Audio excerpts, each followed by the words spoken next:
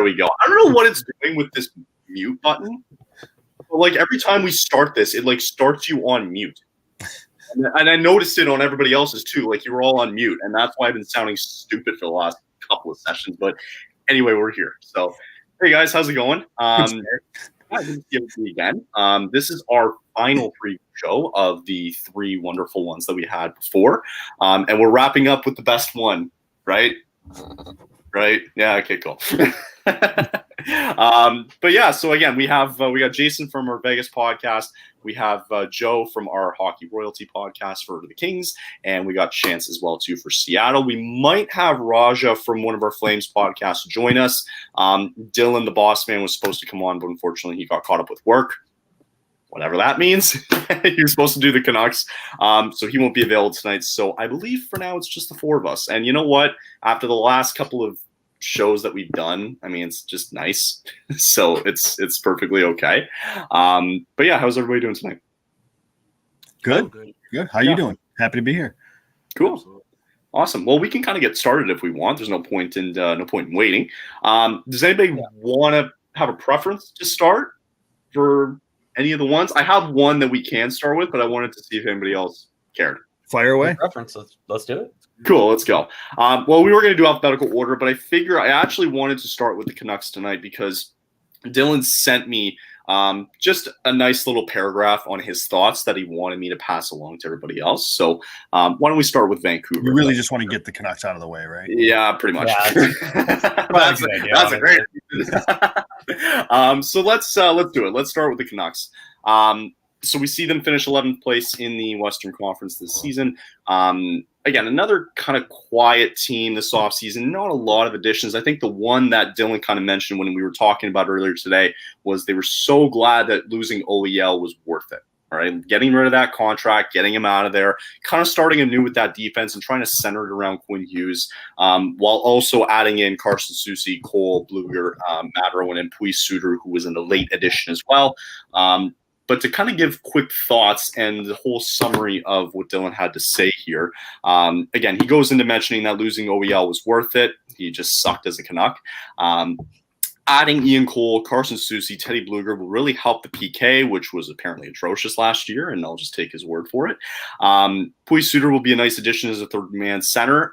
He's a guy that actually played for the Guelph Storm that I used to live nearby and went to actually see a couple of games for him. And he's a fast guy. He's a quick guy. He's small, like a Johnny Gaudreau size, but, man, can he move. So and then he says, yeah, overall the team just needed to add depth, which they did, and that's enough talent for them to kind of make the playoffs, but they need to buy into Tocchet's system, and the Stars need to be healthy. So Elias Pettersson, Quinn Hughes, Demko, etc. And his prediction overall is that they will get the last wild card spot in the playoffs. So having kind of said all that and just taking all that in, what are your guys' quick thoughts on the Canucks? And do you believe, Dylan, that they could snag the last wild card spot? Jesus. I'm not as confident in that. I do agree that the OEL getting rid of that contract was fantastic because he just was not very good for them at all. I like the Soucy addition. Suter was productive in Chicago, actually, when he was there. He's a nice little player. I don't know, though. I still don't love the decor, even with the additions. I think I'm a Thatcher Demko guy. He was somebody that I was hoping the Kings would pursue in a trade and kind of still do, frankly. But I think if he's healthy, he could be an X factor for Vancouver if he can actually stay healthy. They've got some intriguing forwards, but I don't know. When I look at the rest of the division, I think there's a lot of competition in this division. And I know he said the wild card, and I guess there is an opportunity perhaps to slide into that second wild card. But that wouldn't be my prediction. I'll say that. Okay, Jason, Chance. I'm with Joe. Not really a ton of confidence. Not really a ton of confidence in Vancouver making it that far up. I am triggered by the Thatcher Demko reference. That really triggers me. I may need a minute, but while I take that minute, I wanted to kind of review. So if you look at the standings, so Vancouver was 11th in the West out of 16 teams. For them to get 7th or 8th, here are the teams that they have to jump from last year alone. Nashville and Calgary. That would jump them into the 8th spot. And I'm not as confident. I do like some of the additions. So you do get, you do get Teddy Bluger. I do like Carson Soucy, as Joe mentioned. I do like that addition as well. Oliver, the Ekman Larson one is tough. I feel like Vancouver is primed to be better than 38, 37, and 7 record and 83 points that they had last year. I just don't know if they're going to be able to make that jump 3 spots, especially with Seattle, Calgary coming back. Of course, you got the Kings, you have Dallas, you have Colorado, you have Minnesota. You know what I mean? It's going to be really, really tough. One way that they could probably get there is I don't see St. Louis, Arizona, San Jose, Chicago, and Anaheim jumping them. So, I mean, Winnipeg is down. Maybe they can get in there, but I think they might be a year away still. Okay. Just to kind of add on to that too, like another team that they have to jump would be Winnipeg as well too, because they held the last wildcard spot too. So you're right. Like it is a lot of jumping that they have to do in order to gain that. I'm just not sure with the losing OEL again might be a good thing, especially with the contract. I'm just not sure with the additions that they've made that overall they're a better team. I think I need to see a little bit more from Pettersson. I need to see Demko play a little bit more like a Vezina candidate that I think he was a Vezina candidate, if I'm not mistaken, a couple of years ago. So, he's got to find a way to kind of get back to that level. And I'm not sure, okay, yes, you lose OEL, but there wasn't, to me, a lot of great additions that's going to help him in the pipe. So it's going to be uphill trekking too, especially with the Western Conference that, is just as loaded maybe as the East, maybe not as much as the East, but it's a lot of, again, you have to play everybody. That's the thing. You're not just playing people in the division, right? So I just don't know with the additions that they made that it's going to propel them. I can see them having a better, as soon as it scrolls across, I think it was like an 81-point season or something like that, 83-point season. I can see them having a bit of a better record, maybe 88 at the max, maybe 90. That might be stretching it. But I don't know. I really feel like that all of a sudden it could go backwards, and then they're just they're at the ground again to try to get things going. Chance, your thoughts? Yeah, I think everybody here made some really good points. Jason kind of coming at it from just a mathematics standpoint of how many points are they going to have to really get to make it to the playoffs, and then kind of breaking down the actual roster itself. I think you combine those, you're looking at you have to be realistic about these things.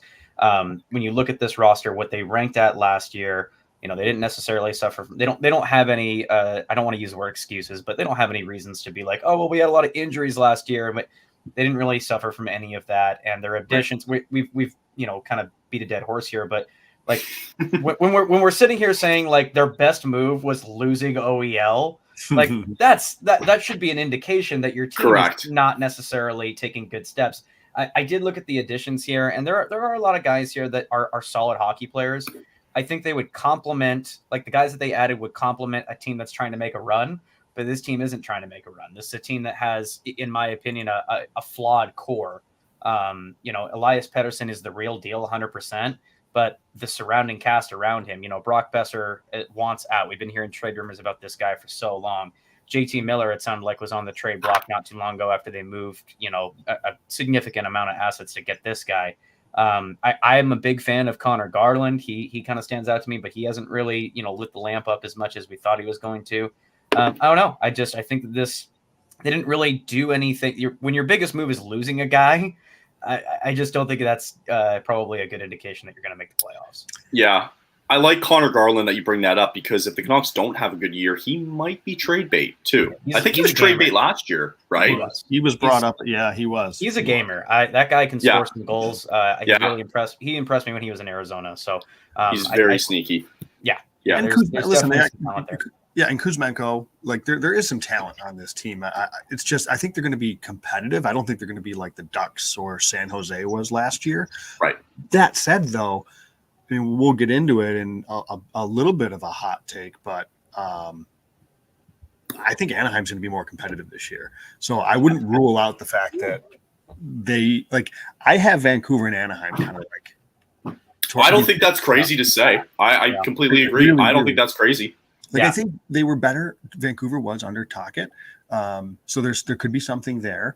But I don't know. I don't know if they added enough depth. I want to pull up Anaheim's, and maybe we can get into them actually. I mean, we're pretty much done with Vancouver, right? Mm-hmm.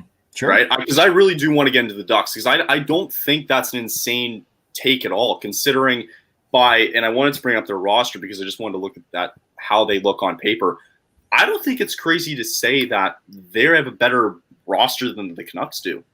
Yeah, it's panic time in Vancouver, because the problem is that you've got guys that are in their prime or just about to get into their prime, but the rest of the team is not around it. Like, yes, so we saw in the chat, like Kuzmenko, yes, Kuzmenko is definitely a talented individual, but the names of, like, as a Red Wings fan, previous to Seattle even being created, Philip Hronek is not the answer to anything. So after Quinn Hughes, what are you really going at? Right. You're right. Yeah. And just quickly mentioning too, like Connor Garland, just saying Zach saying here below, like, what if Kuzmenko becomes available? Like, is that a possibility that he could be available at the deadline if things go south? That would be look, if I'm kind of looking at the writing on the wall, and I want to take advantage of Elias Pettersson's like good years. I'm starting a mini real rebuild right now. Like I'm selling the assets that I've got to try to get good in 2-3 years to try to make another run with this, instead of, we're looking at 5 years down the road where Pettersson's wanting out. Right. Okay. Perfect. Let's get into Anaheim though, because I think this is, for me, one of the more intriguing teams that I've really wanted to talk about ever since we started doing these. So let's get into it. They were dead last in the West and one of the favorites to actually win the draft, but ultimately fell short, went number 2. I think surprised some people when they picked Leo Carlsson, considering that I think Fantilli was number 2 on most people's boards. But sometimes it's about fit, how you're going to fit in certain rosters and how they see the game too, right? So, they add in Leo Carlsson. They bring in Alex Killorn on a really good deal over from Tampa Bay. Gudas, who had a sensational run. We'll see how his health is going to look like to start the season. I think I had Zucker there, but I think he's in Arizona. I think I messed that up last night. So don't worry about Jason Zucker there. I don't know. I don't think he's a Duck anymore, because I think that's what Richie told me last night on Arizona, so I apologize. So taking out Zucker there, Alex Stalock and Robert Hagg. So Stalock to maybe back up John Gibson, who has been apparently on the trade board for how long now and still hasn't been traded. And then losing Shattenkirk, Stolarz, and Megna. So not losing a lot either. Yes, you lose Shattenkirk, but you're also giving guys like Jamie Drysdale the chance to step up and maybe play a bigger role in this lineup. So I want to kind of go down the list here real quick, and then give me your guys' thoughts on how much an improvement there could be this season for the Ducks. So, you mentioned Leo Carlsson. You still have Adam Henrique there. Mason McTavish is still young. He's going to try to step up a little bit. Zegras and Ryan Strome are also there. Again, like I mentioned with Alex Killorn, Troy Terry, who did just get paid, I believe, too. And then I mentioned there, like Jamie Drysdale, Cam Fowler's been there forever. They just got Lyubushkin, too, recently. Yep. I don't know if you guys saw that.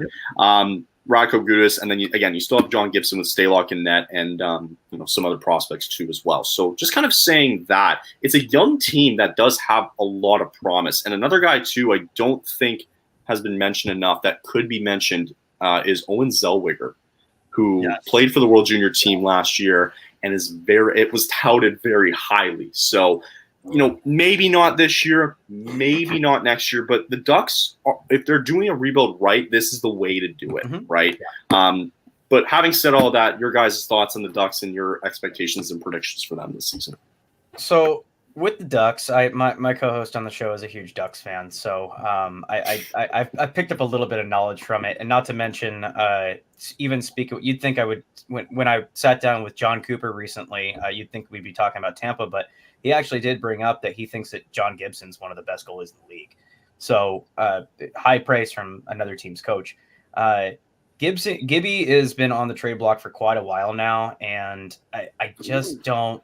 The time frame doesn't match up. Like, I think Ducks fans would love to see the Ducks succeed with Gibson on this team, because he's been through so much and he deserves a W, But I just don't think it's going to happen. I think Gibson is going to be on the trade block. But how you mentioned it, Kyle, like that's a perfect example of like if you think of like teams getting up to their rebuild as a hill and then they hit it and their window kind of goes down like this, or if you think of rebuilds like you hit in the bottom and then you work your way up.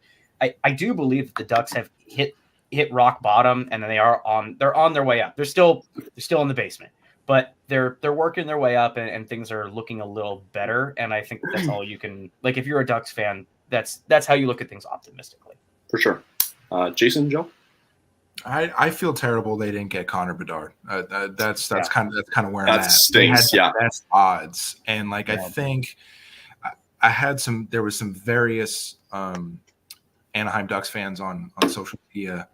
They're like, we're going to get him because we have the best chance. And of course, you know what I mean? You know, Chicago, bigger market, you know, let's make them have, you know, let's give it to them. So I kind of feel bad. But I do like a signing I do like is the Radko Gudas signing. I think that was a steal. That was maybe not in terms of financially, but being able to have him because he's just such a force. And I think that he's going to be really, really good there. You mentioned all their veterans that they still have there who have been there for a number of years.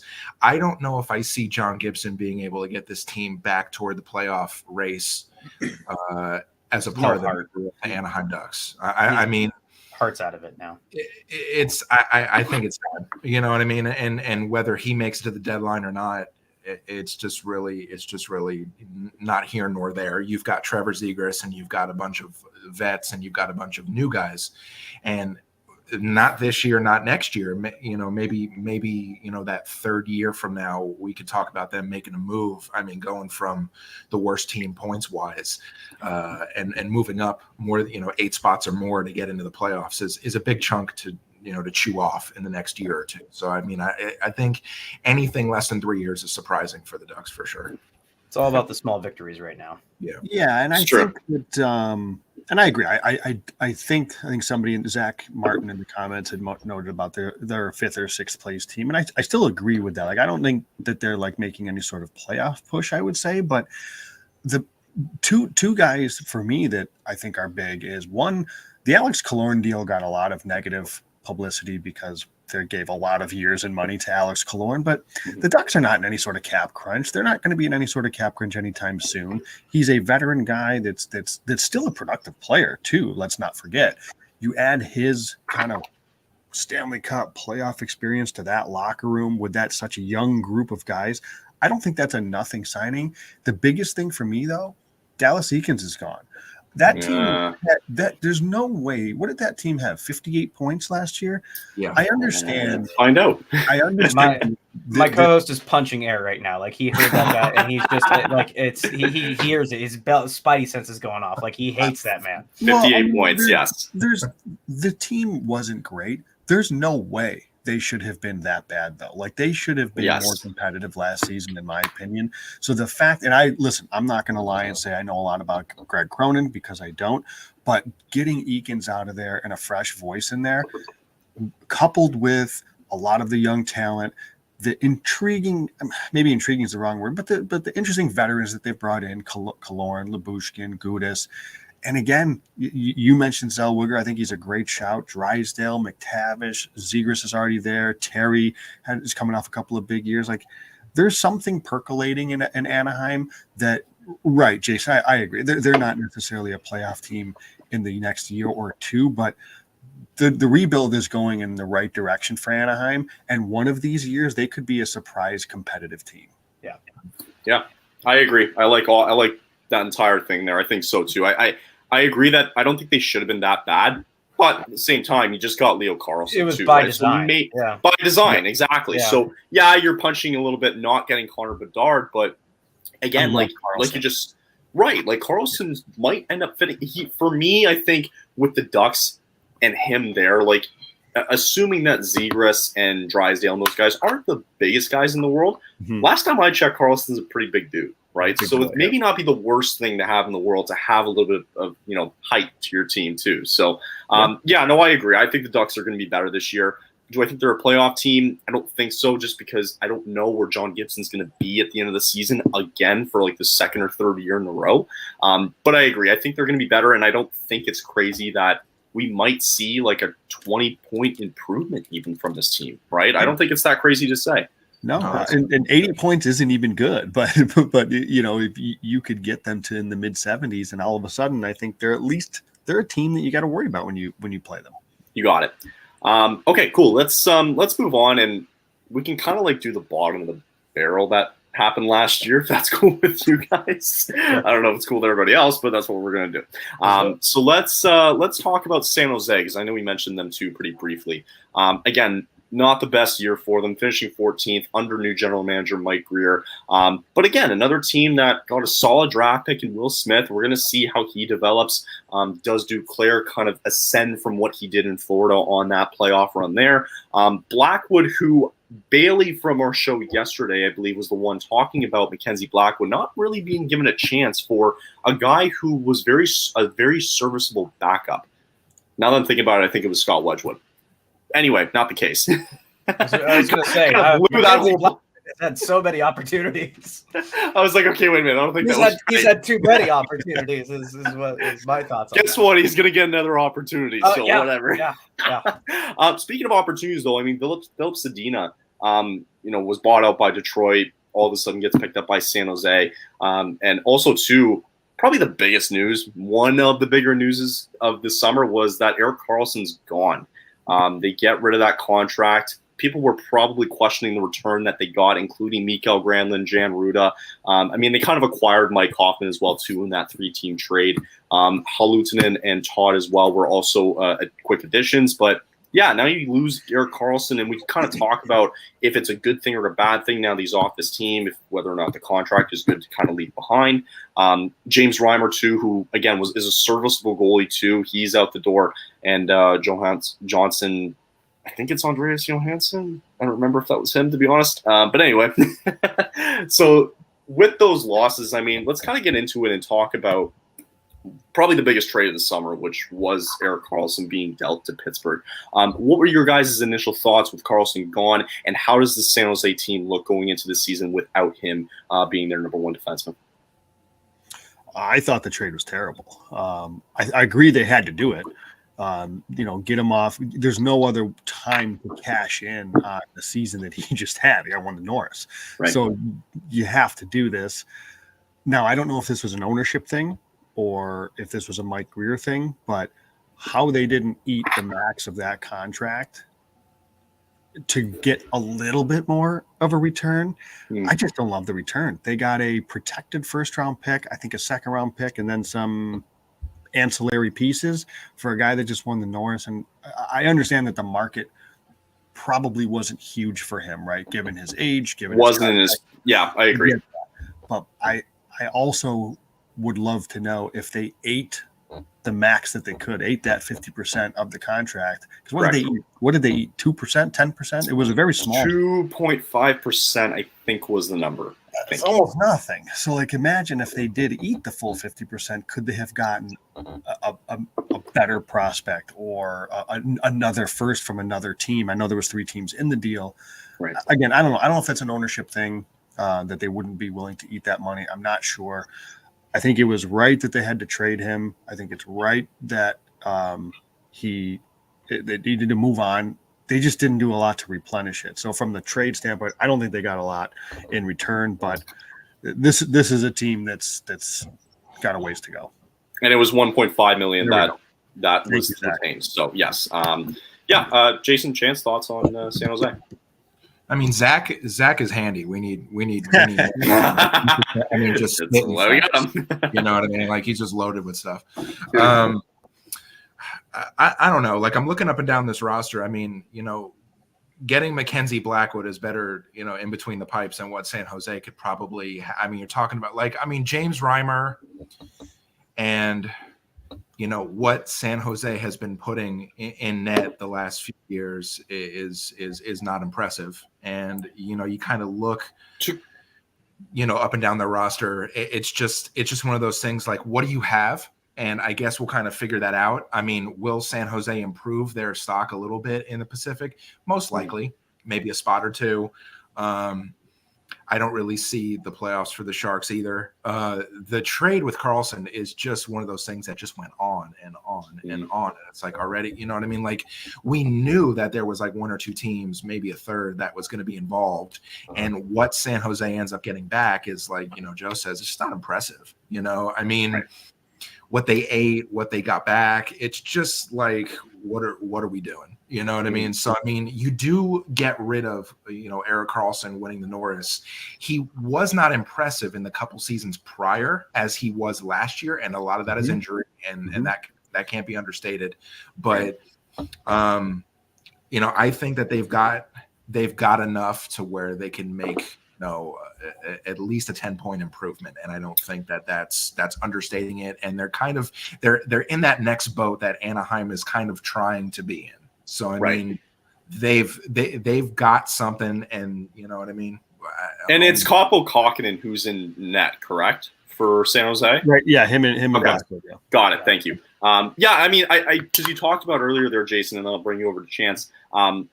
Like I think Kakkonen deserves a chance to be a number one goaltender, and I don't think it's going to necessarily help that Karlsson's gone, because now you're just exposing him a little bit more, and you know, with already a division that is tough, right? And you know, just a lot of the teams in the NHL that we're finding these days are just getting better. You're kind of exposing him to that too, and really kind of not giving him the chance to kind of develop. But hey, he might be one of those guys who surprises us this year. Chance, your thoughts? I mean, I have a few thoughts on San Jose, but they could be summed up basically by saying I think San Jose is going to be the last team in the league. This team is rough from front to back. The defensive core, like these guys are. I'm fairly certain that they were randomly generated on NHL 2024. Like I don't know. Yeah, that was a good one. I'm embellishing a little bit, but like I like it. These guys are just this team is purposely trying to be bad, kind of along the lines of Vancouver. Like when you got rid of your best player and it's a good thing, you know your team's not doing very well, because everybody's like, oh yeah, they shed all that cap space. It's like, he was your best player last year. Why are you happy about that? That usually is an indication that your team is currently not in a good spot, and it's by design. I mean, like, this team is they're trying to be bad, and they're going to be bad. The additions that they had are basically, misfits or broken toys from other teams just trying to, look for a contract. Again, as a Red Wings fan, Zadina is just he's a bust. He's an absolute bust. He'll try to get a little boost in San Jose, but it's not going to happen. There's nothing here to move the needle, and they honestly could be the worst team in the league next year. Yeah, I wanted to bring this up too, because I made the list today of DraftKings prop of the Calder race, and now that I saw William Eklund was not in the top 10 of that list of the betting odds of who would win the Calder, could he be even a surprise to anybody that maybe he sneaks in as a contender for a Calder?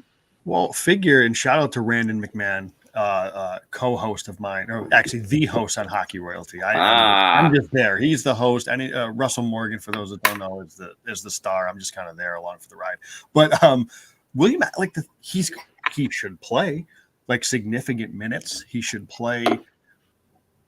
I'm guessing here. I haven't followed closely enough San Jose's offseason, and we'll see in training camp. But you have to imagine this is a kid that's going to be top 6, top power play. You go back to that list that you tweeted earlier. I see that for the Kings they have Brandt Clark. Brandt Clark may not make the roster. There's that is in play. So like when you look at the guys that are in those odds, there's a guy that in Eklund who could conceivably be playing top 6 minutes and top power play time versus some of those guys that who knows how much time they're going to get. So I don't think it's a crazy shout. Yeah. I agree. 500.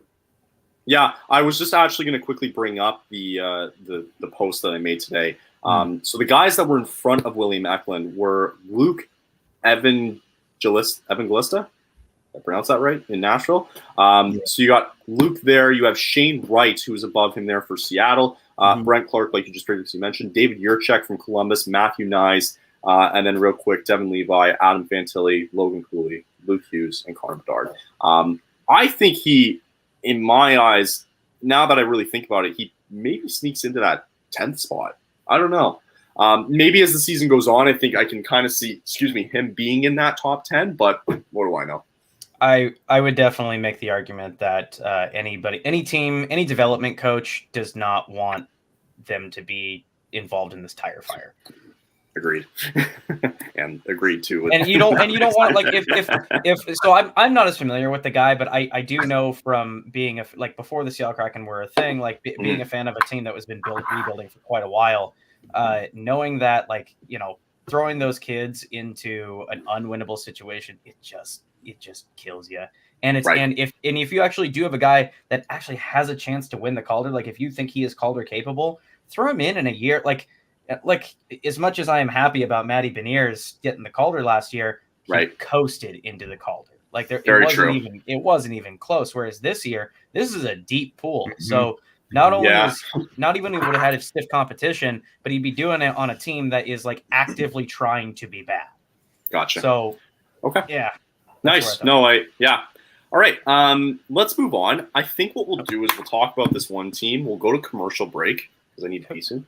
And then we'll talk about everybody else's teams that are in the lobby. How's that sound? Perfect. Let's do it. Cool. Perfect. Okay. So let's get to the last team of the one that we don't have in the stream tonight is the Edmonton Oilers. They finished second in the West this year. It is notable, too, that they were also second in the Pacific Division and ended up losing to the eventual Cup champion Vegas Golden Knights in 6 games. So with that, the additions that they've made were Connor Brown, Drake Kagula, and losing in a trade with the Detroit Red Wings initially was Kyler Yamamoto and Klim Kostin as well. And Nick Bjugstad, as we mentioned yesterday, is going to Arizona. So for me, it really does. I think I can't remember who made the point yesterday when we had our show, but it was so true because if you're Connor McDavid and you're representing the entire NHL, just like how Patrick Mahomes is in the NFL and et cetera, and LeBron in the NBA, you got to see him win the championship, right? Like that's just what we've kind of seen. And I thought that was a really good point.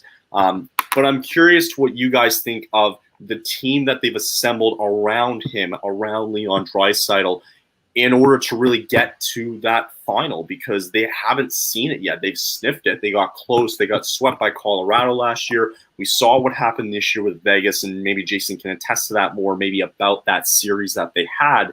But I think, obviously Connor Brown's big, and I imagine that they're going to make some moves at the deadline. But initially we also talked about, too, because one of the guys asked about a Stanley Cup final prediction.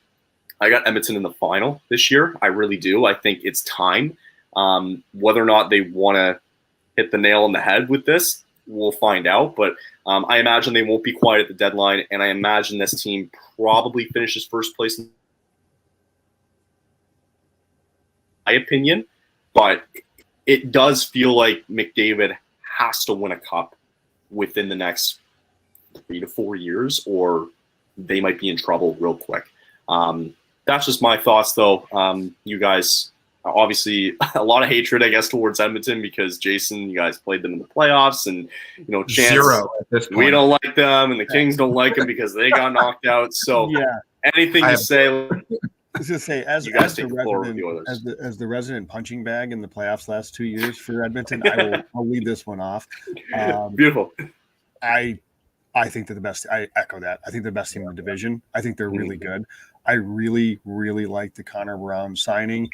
And I think we saw a bit of a coming out party for the likes of an Evan Bouchard, who was excellent. Who just got signed. And he just got signed. And let's not forget, they're going to have a full season now of Matthias Ekholm. Right. And I think they'll lean on Stuart Skinner earlier this year. Jack Campbell I hated the contract from the second they signed it. I don't get that one, why they did that. But I kind of like Skinner. I remember watching him quite a bit with Bakersfield. God, I'm drawing a blank now. But this team is a good team. They're a deep team. And I think they really did bolster their back end with Ekholm. And again, just the emergence really of Evan Bouchard. I think this is the team to beat in the Pacific Division. Jason, I did want to bring it over to you because I actually wanted to ask you this. Yeah. In my eyes, like I agree, like Skinner, I think should be the starter this year. No problem. He was very good, but it was almost similar to like who they are with Vegas, where Vegas kind of just rolled through with a lot of different goaltenders. And, you have Jack Campbell with that big contract and now Stuart Skinner and whoever else may come down the pipeline. The difference really for me in that series was that Vegas truly was a more complete team. They were a better bottom six team. They had more guys around them, right? And especially on defense too, with Alex Pietrangelo, Shea Theodore's no joke. I just felt like they had more on paper. Vegas was better. Yeah, go ahead. No, I'm sorry. I lost you on the feed. I wasn't sure. Oh, no. Anyway, just to finish that up, though, and Jason, you can take over. I just thought they were a more complete team compared to what Edmonton has. And, maybe with their cap space, I'm not sure what it looks like going into the deadline even this year, even though it's months away and we haven't even seen them play yet. It concerns me that they need to add a little more in order to be more of a complete team, so to speak. Yeah, so Vegas was better 5-on-5, and that was the difference in the series. When Vegas didn't commit stupid penalties, and my wife can attest to this, that I was screaming at the TV. If you commit a penalty, they will make you pay, and they did. And I think they had 8 or 9 or 10 power play goals in the series. Right. That's insane. That's absolutely insane. Their power play was legendary, historic for the year. It was unbelievable. I've never seen anything like that. I was just like, you know what? You could just give them a goal and let's figure out how we're going to get it back. It's crazy. That's exactly what happened. But the thing is that once Vegas learned to not put their sticks and their hands and their bodies where it didn't belong, they were a better 5-on-5 team. So you got Leon Draisaitl, you have Connor McDavid, but you really don't have much else. Like you've got pieces. You've got Evan Bouchard, you have Matthias Ekholm, you have Warren Fogle, you have Zach Hyman, you have Nugent Hopkins. You've got Janmark, you've got Nurse, you've got guys. You can go up and down the list, but what you don't have is that third and fourth guy to go in your top six with McDavid and Draisaitl. So a lot like these teams like Vegas the previous couple of years where they're just looking for that one piece. Right. And one or two. And I do have to say that Jack Campbell is it's like Martin Jones. How do these two guys keep getting jobs? And how do they get paid? They're not very good. Stuart Skinner's the dude. He was It has to be. The defense just needed to be a little bit better. But that's pretty much Edmonton in a nutshell. I had them going to the final against Boston because of Boston's historicness last year for our bracket, and that blew up quite quickly. I was surprised Vegas beat them. Right. But I can't really, I don't have any bad words to say about Edmonton. I think that they probably are the best team in the Pacific. Just trying not to be so partial to Vegas. Yeah. But they're fantastic. They're primed for a deep run if they could just get a guy at the deadline, to your point. Before I give it to you, Chance, it's funny how, obviously I don't wish this upon anybody, but injuries are real. Mm-hmm. What if McDavid or Draisaitl get hurt for 2 weeks, 3 weeks, whatever it may be? Who do they have that's going to fill into that? That's the problem that I think I've seen all this time, right? So they don't, right? You talked about Darnell Nurse. You didn't really show up in that second round series in the playoffs, right? So, that's the only concern I really have with this team is that, as much as I kind of talk about it the same with the Leafs, where it's like, okay, you're top heavy now with Austin Matthews, Tavares, and Marner. It's kind of the same-ish in the realm, right, with those two. And if they're banged up by the time the playoffs come, and maybe that was the case too, as the second round came along, because I think there was a story that came out that McDavid was banged up a little bit before that series, whenever it was. That's just my concern. Do you really want to let these guys grind it out and try to drag you in as the number one team and then get to the playoffs and not have that available? What are you talking about? The President's Trophy champion always does means well. nothing. It means nothing. Go ahead. So, okay, I'll get my nice stuff out of the way first before I just slam them.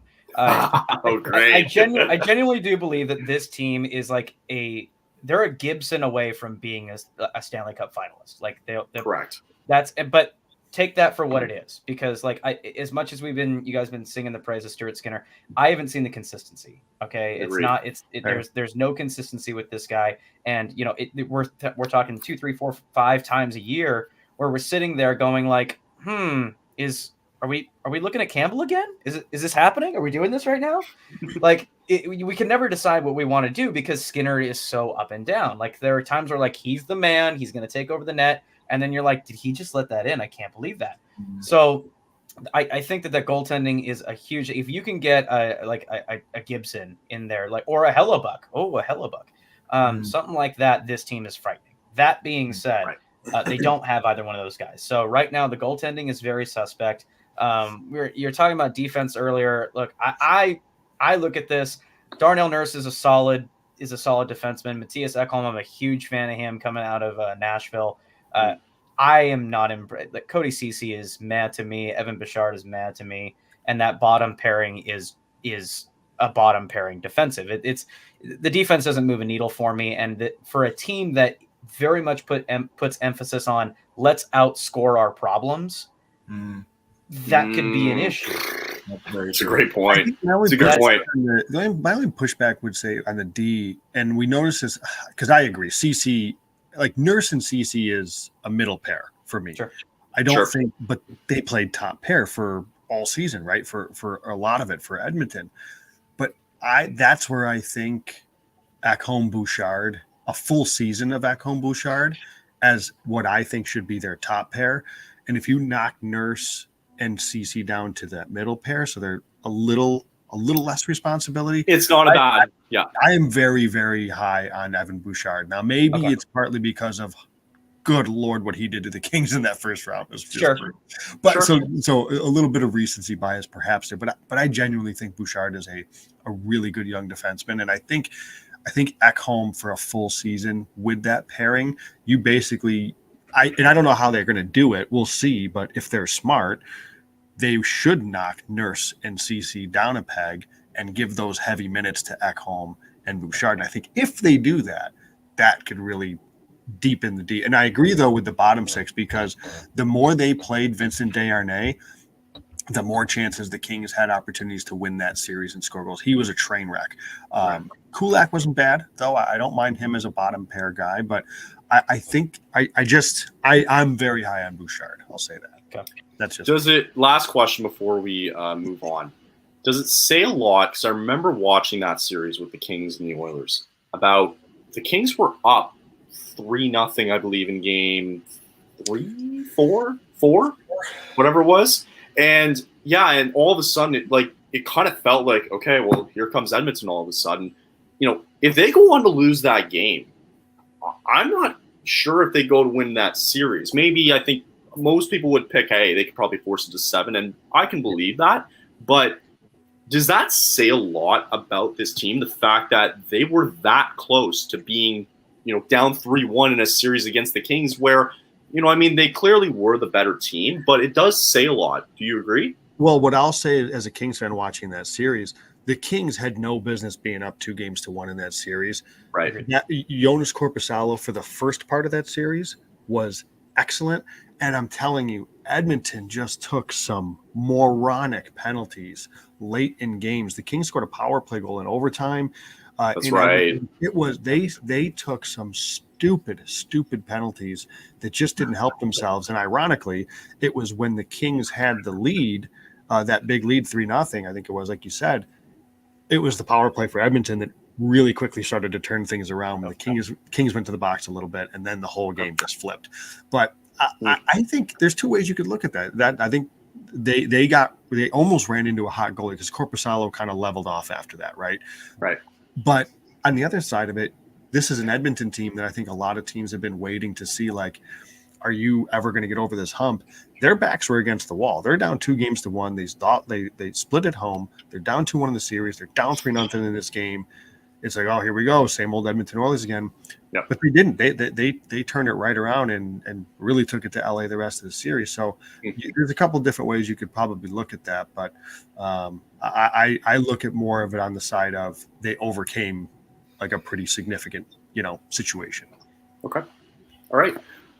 Let's take a quick break. I'm gonna go to the bathroom real quick, and then we'll get into the rest of the 4 teams that we kind of have. Actually, we do have the rest of the 4 teams right here. So we'll take a quick break, and we'll be right back.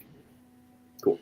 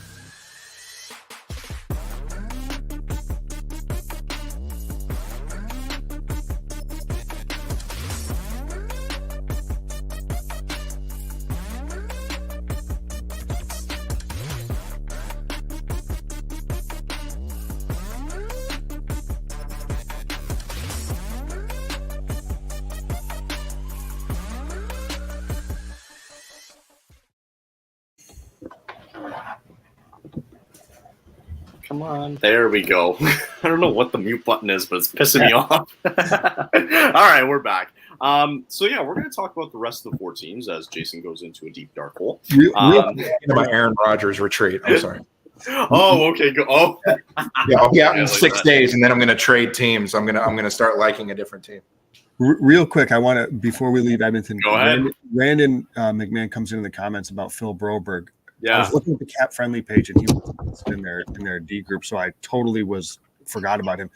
Again, really, really good young defenseman, big body, skates well. He was better than the likes of a Desharnais, right? When he was in the lineup instead of him. So again, just another guy on that blue line, young defenseman to keep it on. Got to improve, right? So, Joe, since we're chatting, let's you ready to do the Kings? Let's do it. All right, let's go. Okay. So yeah, we talked about them just recently there, just before the break. And yeah, it didn't go well. I mean, when it comes to the first round, they had that advantage. They almost were up 3-1. Ultimately fell short though to the Oilers there in the first round of the playoffs. Finishing the season 47-25-10. And another big news, probably big trade that dropped this summer was Pierre-Luc Dubois as he heads to LA as Alex Iafallo, Rasmus Kupari, and who's the other guy? Flaherty, thank you. Both went to the Winnipeg Jets, bringing in Cam Talbot as well as they lost Korpisalo. He heads off to Ottawa on a deal there. Bringing in Trevor Lewis from your Calgary Flames here, extending Anze Kopitar for the next 2 seasons. Bringing in David Riddick as backup help too. But again, as you mentioned there, I guess I could have looked here too. I don't know why I was looking away. With Velarde, Kupari, and Iafallo gone to Winnipeg, and they also lose Sean Durzi in the process too. So it's very, very interesting with this Kings team, Joe, because you'll lose Durzi, a young guy who goes to Arizona. You get this acquisition in Pierre-Luc Dubois, but in my eyes, it was a lot they had to give up for him. So initially, I just want to talk about the Dubois trade and your thoughts on him. I'll give my quick 2 cents on it before I give it to the rest of the group here. It's going to be tough sledding, I think, with Pierre-Luc Dubois. And you can counter on me in all you want, but it's going to be tough sledding because if there's anything that I think of when I initially think of Pierre-Luc Dubois, it's that one clip back in Columbus where he wasn't really skating all that hard and Tortorella was ripping him a new piece. And really, I didn't understand why he got the money that he deserved at an 8.5 in an 8-year deal. I personally don't get it. I don't know what he did in order to receive that. So I'm very curious to see now. I mean, hey, now he's got the spotlight. You're in LA. You're probably going to be the number one center, maybe number two if they give it to Kopitar. Not sure how it's going to work there, but man, you got to find a way to make that work now, because you did lose key pieces in what we just mentioned there, Niafalo, Velarde, and Kupari as well too, and then Durzi as well, a young guy that goes out the door with still veteran guys who are getting older in Drew Doughty, Anze Kopitar, who did extend though for the next 2 years as well. Your thoughts on the Dubois trade when it broke down, and your expectations and predictions for the Kings going into this season? So I was a big fan of Dubois back in Columbus. So and I think we talked about this on the Hockey Royalty podcast about this kind of this narrative around him of what the type of player he is. So I go back to, and everybody talks about the one shift. I'm glad that you mentioned that, because I'd said the exact same thing. Like, everybody goes back to this one shift, and that's what sticks out in everybody's mind. Now, Dubois at that point in his career, I don't think he's the first guy to ever butt heads with John Tortorella, and I don't think he's You're right. he's the first guy to ever won out of Columbus. Correct. And he's not the last one. And he's not the last one. I mean, the Kings, if you remember, and I really made it a point to talk about this with Kings fans. Remember when Jeff Carter was in Columbus for like 10 minutes? He pouted the entire time he was there. That worked out okay. And I think Dubois, when he got to Winnipeg, for some reason, people equate that one shift, that brief time in Columbus where he clearly wanted out, and the end of his era in Winnipeg. He didn't ask for a trade in Winnipeg. If anything, he did Winnipeg right. He said, I'm not interested in signing a long-term extension. If anything, that helps Winnipeg, because they can now make a move and go about it. And if you read the Winnipeg reporters, he was their best player, hands down, the first half of the season last year. And Winnipeg has had locker room problems for a few years now. So, you know, there was contention with Wheeler, Scheifele. This isn't a new thing in Winnipeg. Rick Bowness played a part too. Him Correct. too, Yeah, no question. So it seems like just because of the baggage of the ending in Columbus, he wanted out, which, listen, and I made a point to say this, he has to own that.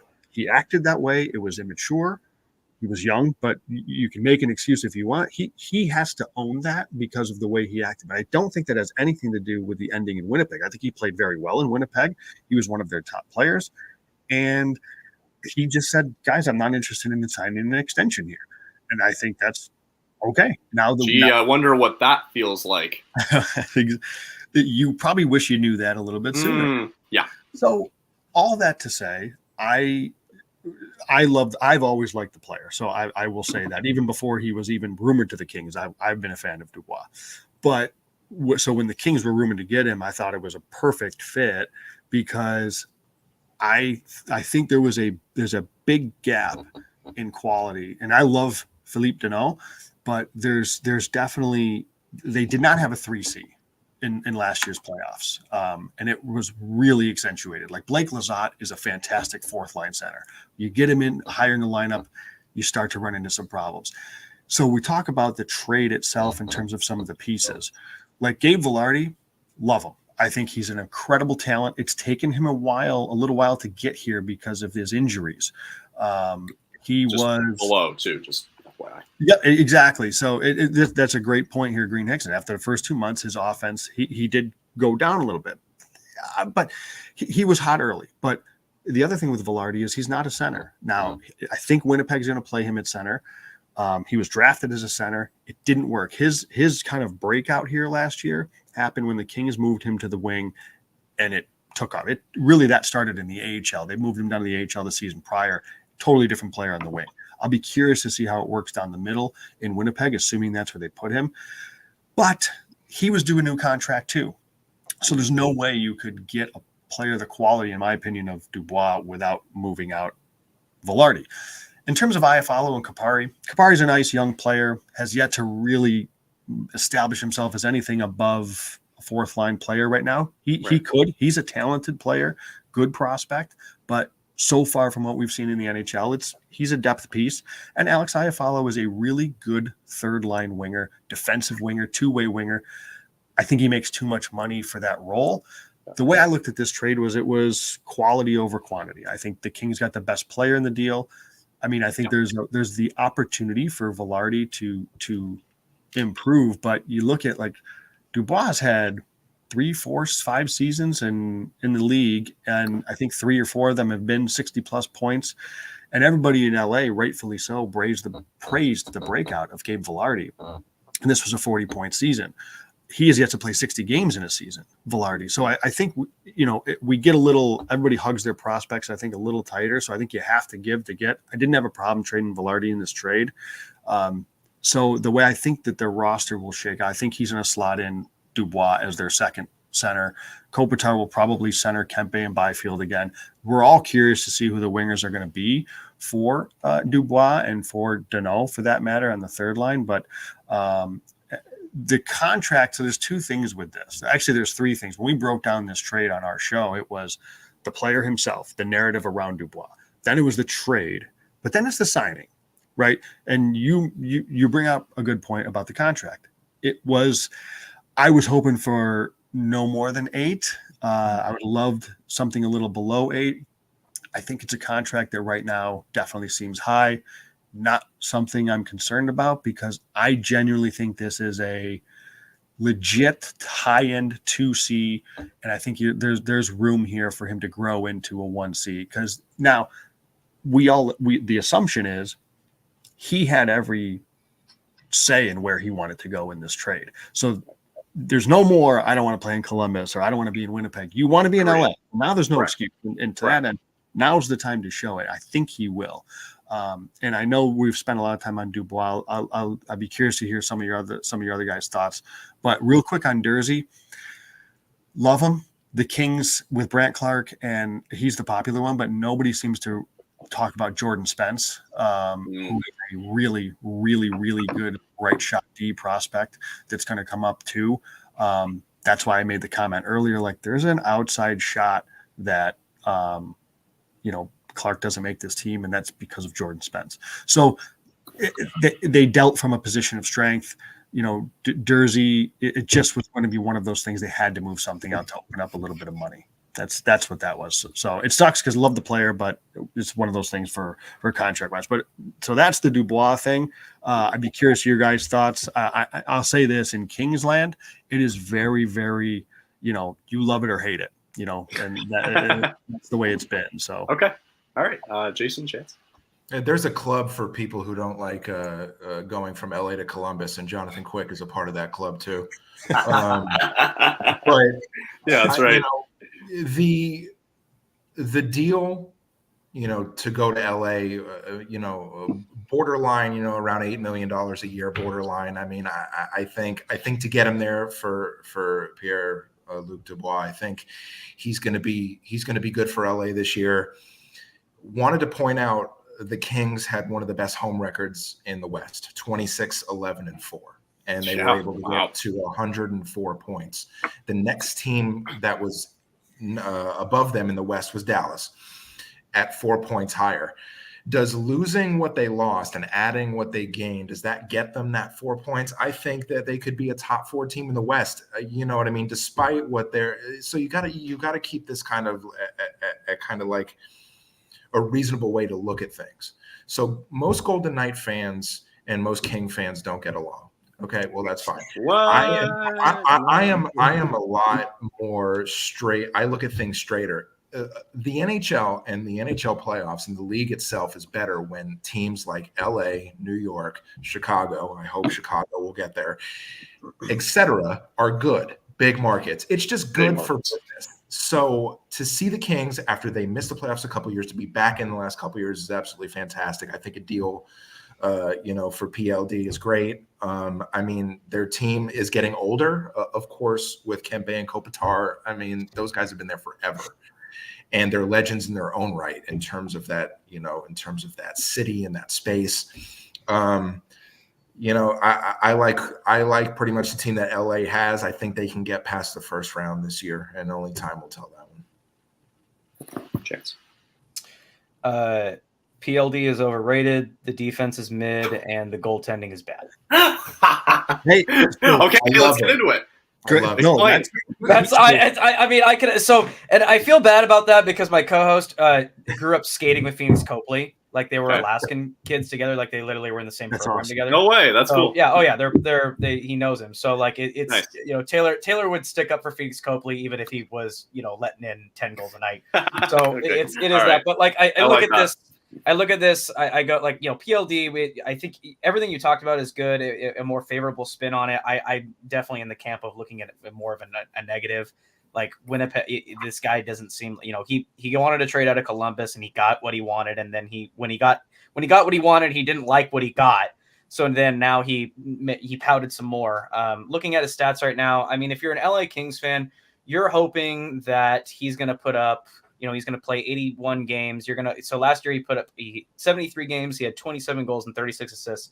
If you're a Kings fan that's optimistic, you're hoping that he's going to put up, 30 and 40 for a 70-point season. I think you're hoping for that. Otherwise, it's a regression. I think that's a pretty high watermark for him. I don't know if that's going to be. I don't see PLD evolving past a 30-goal scorer.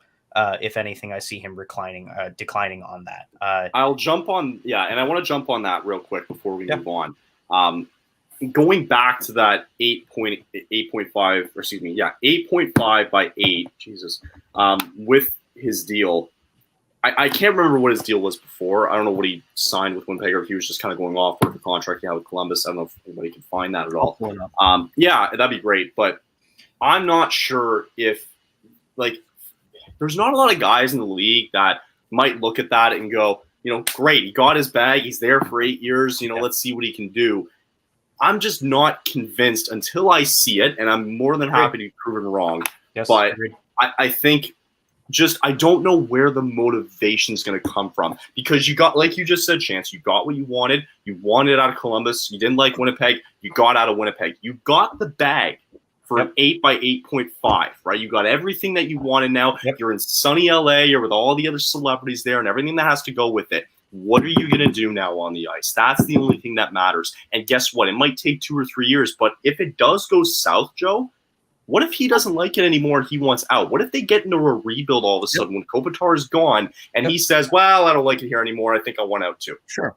Well, that's that. Go ahead, Chance. Oh, sorry. Just to top that off, because we've spent a lot of time on PLD, and it's not. I don't think of this team as a live and die by PLD. I definitely don't. Agreed. I agree. I totally agree. Yes, there are other elements of this team for sure. Like you just said. I honestly, like if PLD, he wouldn't. He's 25, but like if he retired tomorrow, it doesn't hurt the Kings as much as if Anze Kopitar leaves this team.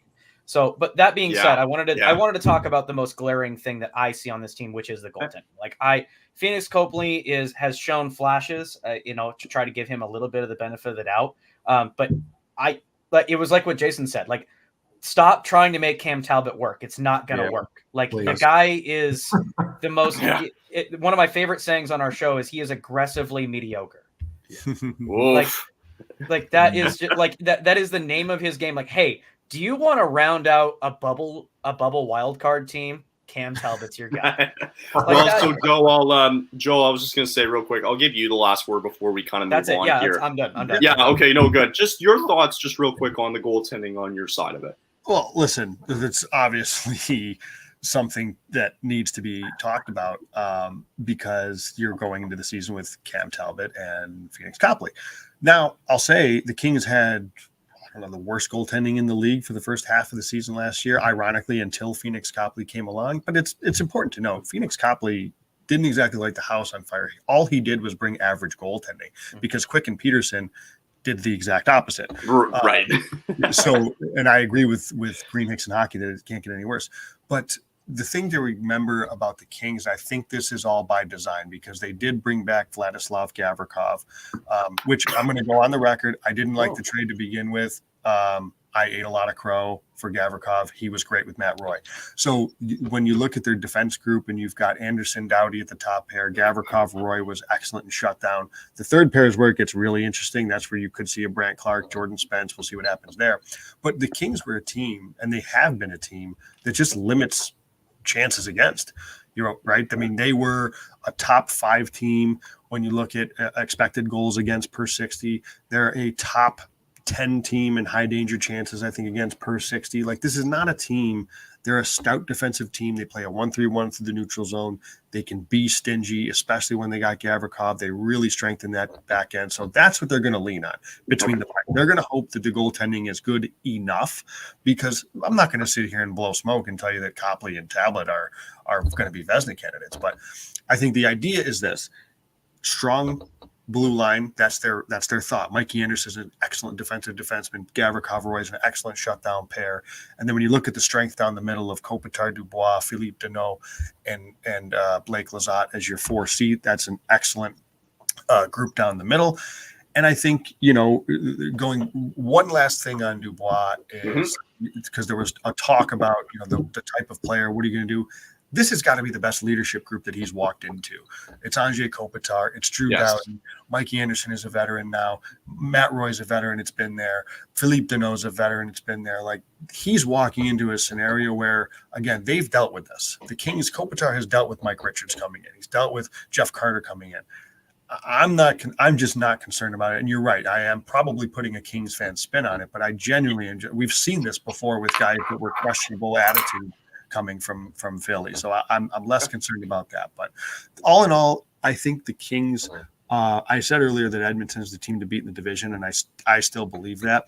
Okay. I think the Kings are right there with Vegas for that second spot. I think that could be just a battle for that 2-3 spot, in my opinion, with Seattle kind of knocking on that door too. So I think those 3 teams really could be pretty interesting. So I where the Kings finish, if they finished second, third, or fourth, or heck, even if things fell right and they did win the division, there's a wide range of scenarios here that it just wouldn't shock me. You just got me more fired up to talk about Calgary later. That's okay. Okay, perfect. So the Kings fans hate me on the Hockey Royalty. I am a Calgary. I am always. Hey, all right. We got one. Okay, we'll talk about them later, though. Chance, you ready for Seattle? Oh, I'm ready. All right, let's do it. So let's talk about Seattle. It was their second season in the NHL, and it couldn't have gone really any better. It was the feel-good, happy-go-lucky story that we had as the playoffs rolled around and as they got in. But they were 7th overall in the Western Conference. They did get in. They upset the defending Stanley Cup champions in 7 games. They moved on and ultimately fell short to Dallas in 7.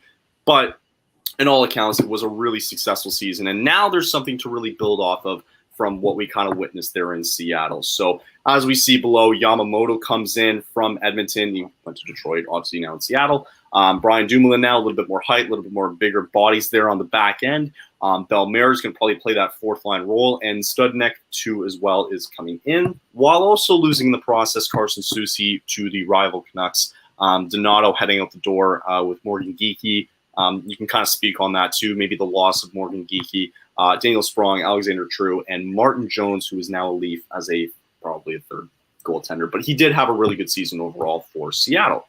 So, Chance, with all that, and just seeing the additions and who they lost and all that, and the offseason that they had, you obviously want to build off what was an incredibly successful season for Seattle last year. How can you do that going into this year? Is it maybe providing more prospects on the ice with Beniers having another year? Maybe Shane Wright gets into that lineup, and you can touch on that a little bit as well. But what does Seattle need to do this year now coming up to kind of take that next step now that they have a little bit of playoff experience under their belt? Absolutely. So I think it's really what you want to do with the identity of this team. Currently, at the moment, the Seattle Kraken have very much leaned into like kind of a new style that we've seen, especially even with the Vegas Golden Knights in their first year, of not necessarily caring if you have a top goal scorer. I like to say that our biggest the biggest weakness is the greatest strength of the Seattle Kraken, is that I would argue that their offensive lineup is the deepest in the league. Now, that's offset by the fact that we don't have a proven goal scorer. Like, our top one is Jared McCann, and I will die on the hill of he was grossly underrated by most. Like he had a 40-goal season. He had a 40-goal season, and nobody talked about it at all because it's the Seattle Kraken. I think he's a top 30 player in fantasy this year. Yeah, I'm not even kidding. I think I saw that. He is, but continue. You pull up this roster. You know, I look at the first line of McCann, Beniers, Eberle. Do I think that's a first line in the NHL?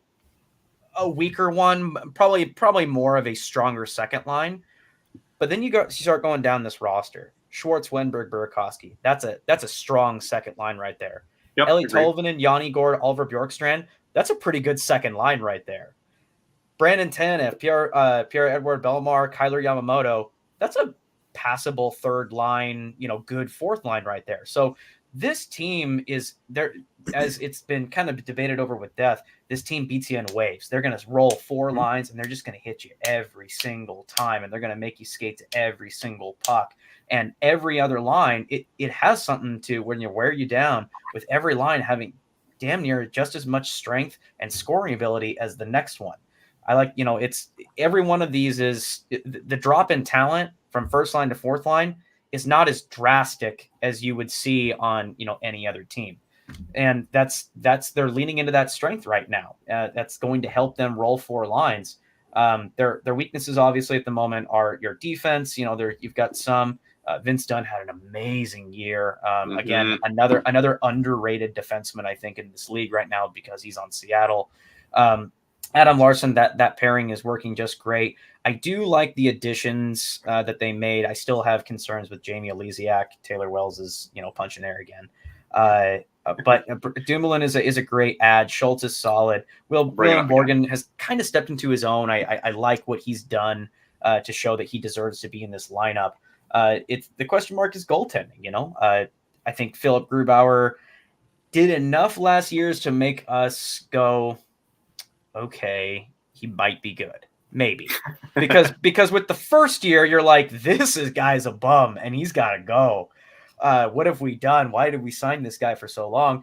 But he comes back from injury and he played pretty well, especially if the playoffs are any indication. Sure, he had motivation to play against Colorado. But also, they see on Daily Faceoff, they got Drieger stepped up. You got Joey Dackert as well. And Joey Dackert played a few games last year, and I was very impressed with the guy. That helmet. Oh, it's so sick. Unbelievable. Absolutely. Unbelievably nice. Absolutely. Yeah. So I look at the Seattle Kraken, and I look at a squad that is four lines deep. I look at a defense that is passable. It's not gonna step up into the offense too much unless you're Vince Dunn. And goaltending that theoretically, in the most negative sense, it couldn't be worse than 2 years ago. And this season, it's only the only way to go is up. So, did you read that? Yeah, I see. You just described LA. He's not wrong. I did want to bring up a quick question before we leave it to everybody else. I just wanted to ask about, I guess, a prospect here that could he finally make the roster, and you can talk about him for a quick second. So I'm not sure too much about this guy. So the answer I'm going to say is no, because again, the strength of the Seattle Kraken is their depth. So it's one of those good problems to have where you have prospects in the pipeline. Like you've got Cartier. I think I'm saying that right. It says differently, but it's Cartier. You've got Riker Evans that's sitting waiting in the wings, and then you still got to find a way. Like all these guys that I just lined up, that's four lines deep. I didn't mention Shane Wright. Where the hell is Shane Wright going to play? Is he gonna? It's the answer is probably a full season in the AHL, but all four of these guys, and with Riker Evans and Cartier actually showing some promise in the playoffs. You think that when there's going to be an injury, those guys are probably in front of Shane Wright in terms of development wise. They're probably going to make him the captain of the Firebirds. Last question before I pass it off to Joe and Jason. Is there any realm of possibility in this year, next year, the year after, whatever it may be, that Shane Wright gets dealt because he doesn't fit into this lineup? It's very possible. It's going to all depend on success. And I have to kind of end my spiel on where I think that this Seattle Kraken turn out. I still think that Vegas is the team to be in the West, in the West and also in the Pacific. the roster turnover from the Stanley Cup winning team is minimal. So I still think that they're a team to beat. I like Edmonton's going to be in that top 3, but I have Seattle and Calgary kind of inching above LA this year. Okay. Jason. I think I love this team. I'm a big fan of the Seattle team. I was really kind of intrigued by them on their expansion year, really, and it just didn't work. But I thought there was a lot of unluck, frankly. There, they were atrocious special teams, and they couldn't get a save. I think if those were different, they could have been a more competitive team. So I wasn't surprised at all. I got an answer to where Shane Wright plays all season. He plays in Toronto when they go to get William Nylander. Man. So that was, and to wrap up the point that I made was like I said 2 different paths. There was the stick to what they've kind of built out of the expansion is keep that strength in numbers, keep the depth, or you do try to go, which would mean like if you're making acquisitions during the season, it's for a better goaltender, or you're padding, you're shoring up that defense a little more, or you try to reinvent the team kind of and steer toward more a traditional roster where you have a first, second, third line. In that case, you need a William Nylander. You need a scorer. You need somebody that because as much as I love Jared McCann and I want him to be, I mean, I'm going to be honest with myself. He's probably not going to score 40 goals this year. 30 goals is very feasible, but I don't see Jared McCann scoring another 40 goals. So that being said, you try to find that 40-goal scorer. It switches the direction that you're kind of going with that team, but it's not a bad thing, and it will definitely help, like you said, special teams. I just think that's the one piece that they're missing. Is Go ahead. Sorry. No, I was just saying, like you're right that it's great that they've got this, and I think as a new team that's building, this is how you should do it. Yep. Like you got the depth, but at some point, if you really, really want to take that next step, if you really do want to finish take a shot at the division, win a couple playoff rounds, I think you got to have that impact player. And boy, if Toronto's struggling to sign him, I try to find my way to get him into Seattle. The more that you say that now, and Jason, I'll give it to you in a second, with William Nylander there and the prospects and assets that you have that you can give up for him, I mean, that just feels like such a good piece in there, right? Because all of a sudden, Nylander, after this Matthews trade, the signing, he's probably looking at close to $10 million, if I'm not mistaken. Pretty sure he was the guy that scored all the goals in the second round, and Matthews did nothing. He's legit, Right. So, having said that, I think he would fit into that lineup beautifully, right? Yep. Jason, just to kind of move on from that, though, as a Golden Knights podcast, is this a team that you're concerned about going into this season? Oh, yeah, you read my mind. I was going to tell you that I think that this team in year 3 is going to make a huge jump. It was kind of fool's gold what everybody thought was going to happen in year 1 based off of what happened year 1 with Vegas in 2017, 2018. People thought that, okay, Seattle has the same type of expansion rules. They're going to be able to build a team like Vegas did, a whole bunch of, cast off guys with chips on their shoulders, given no chance, and they're going to be able to put it together. It didn't work. Right. But what was fantastic in year 2 to see them bounce back with 100 points and being one of the better road teams, not only in the West, but in the league, was absolutely amazing. And I think that year 3 of this team is going to be a top 3 finish in the Pacific, if not top 2. I mean, you can easily see, a team like, Edmonton being there, Vegas being there, LA, Seattle. Honestly, the people that are all right here right now, you're talking about that there could be a huge jump from the teams that we're all fans of. And it's just one of those signings that is a really, really huge for the Kraken is Pierre-Edouard Bellemare. He is one of my favorite players. I miss Belly in Vegas. He's the glue. He's the glue that makes the house stick together. And he's going to be a tremendous locker room guy. That fourth line is going to be that fourth line is just, I mean, when your weakest player is Kyler Yamamoto, who and it's the most ironic part is he's going to be a fan favorite because he's a local. Yeah, absolutely. Correct. Yeah. That's so right. like that, when your weakest player is going to be a fan favorite, like there's just going to be, it sounds cliche, but there's just going to be good vibes around this team. Oh yeah, for sure. Last question before we move on, Chance. What's the ceiling for this team? What's the floor for this team? Yeah. I definitely think no playoffs would be a disappointment. I think they've unfortunately set the bar high for themselves. Well, not unfortunately, but like, I mean, the two clashing of those systems, like the Avs with their injuries were the prime example of that star-studded cast with not a lot of depth. And you saw that, I mean, it was a nail biter. It was close, but ultimately the depth beat the star power. And I think that with you push all of that forward and you kind of take that into a system where you're like, okay, where do I think the Kraken are going to be? Like, because last year they were a third spot team that might drop to a bubble, but you never really worried that they weren't going to make the playoffs. So I think for once again, I think missing the playoffs. Sorry. Continue. No, there was a comment. Okay. Go ahead. So in any case, so the Kraken, I think missing making the playoffs is a given. Like that has to happen. If you don't make the playoffs, you've fallen short. You've taken a step back. I think but also the expectations for this team are high. I don't think any Seattle Kraken fan out there is going like it's cup or bust right now. I think that the goal right now is to get past the second round, or get another first round win. Right.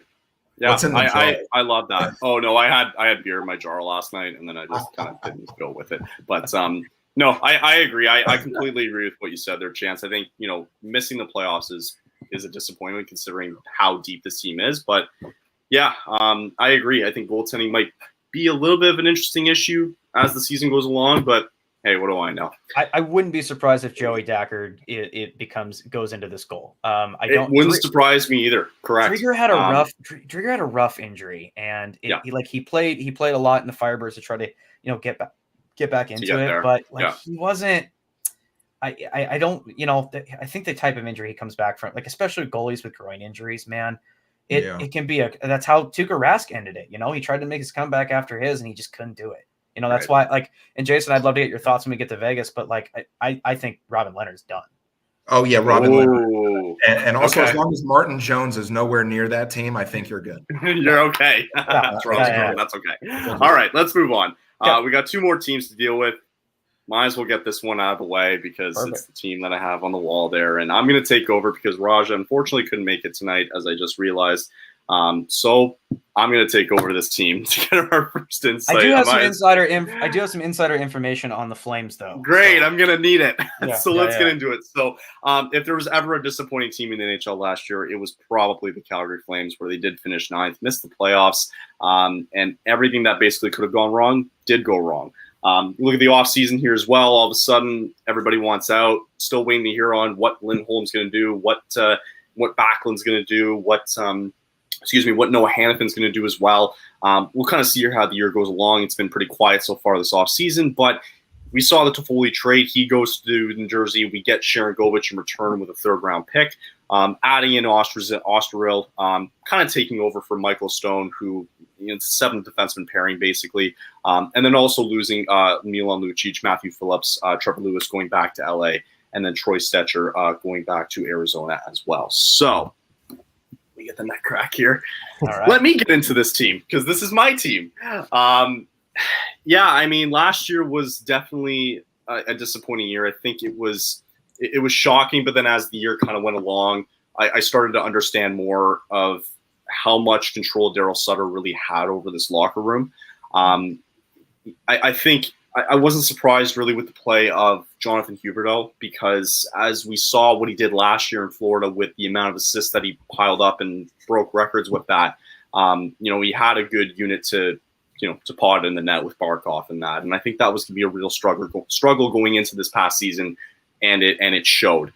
I thought who just really was surprising was just how bad Jacob Markstrom was. You can only coach so much with Daryl Sutter there, but if you don't have reliable goaltending back there, it was definitely a shocker. And I wanted to bring up the graphic again real quick, just on the amount of overtime and shootout losses that they had. It was an all-time high at 17. So I really doubt that it's going to be that high again going into the season. But just kind of my quick thoughts on the offseason, and you guys can ask questions and all that afterwards. trying to understand why the guys want to go and jump ship. I get it. But they signed a contract and they have to find. Guess what? If you're stuck on this team for this year, then so be it. And it's tough shoes for Craig Conroy to fill in now as the new GM, and Ryan Huskin now going in and Sutter's out the door. But, as we see it as today, as of whatever, it's 10:25, these guys are still on this team, and they're going to have to show up for training camp and show up to play, right? So that's the way that I see it until something further has happened.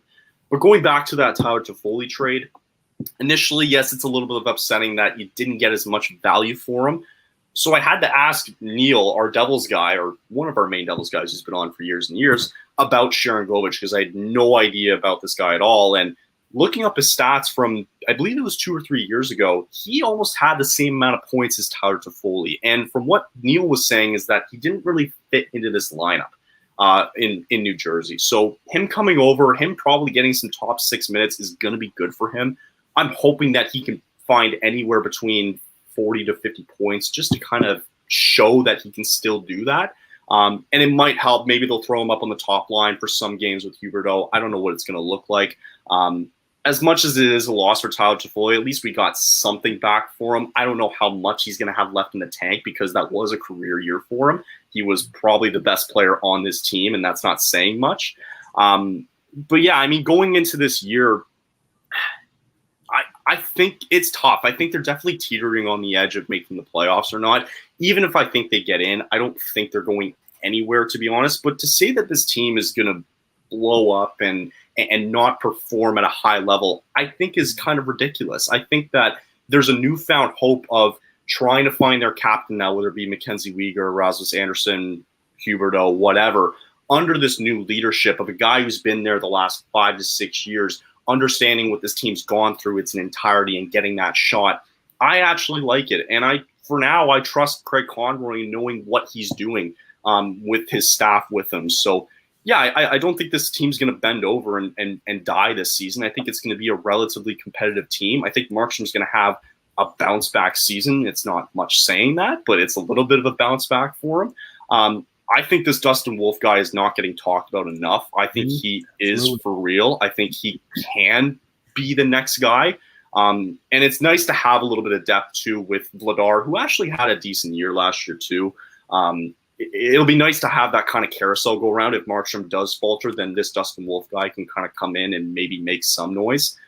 It's still a good defensive core. You still have, regardless if he wants out or not, you still have Hannafin. Anderson's there with Weegar.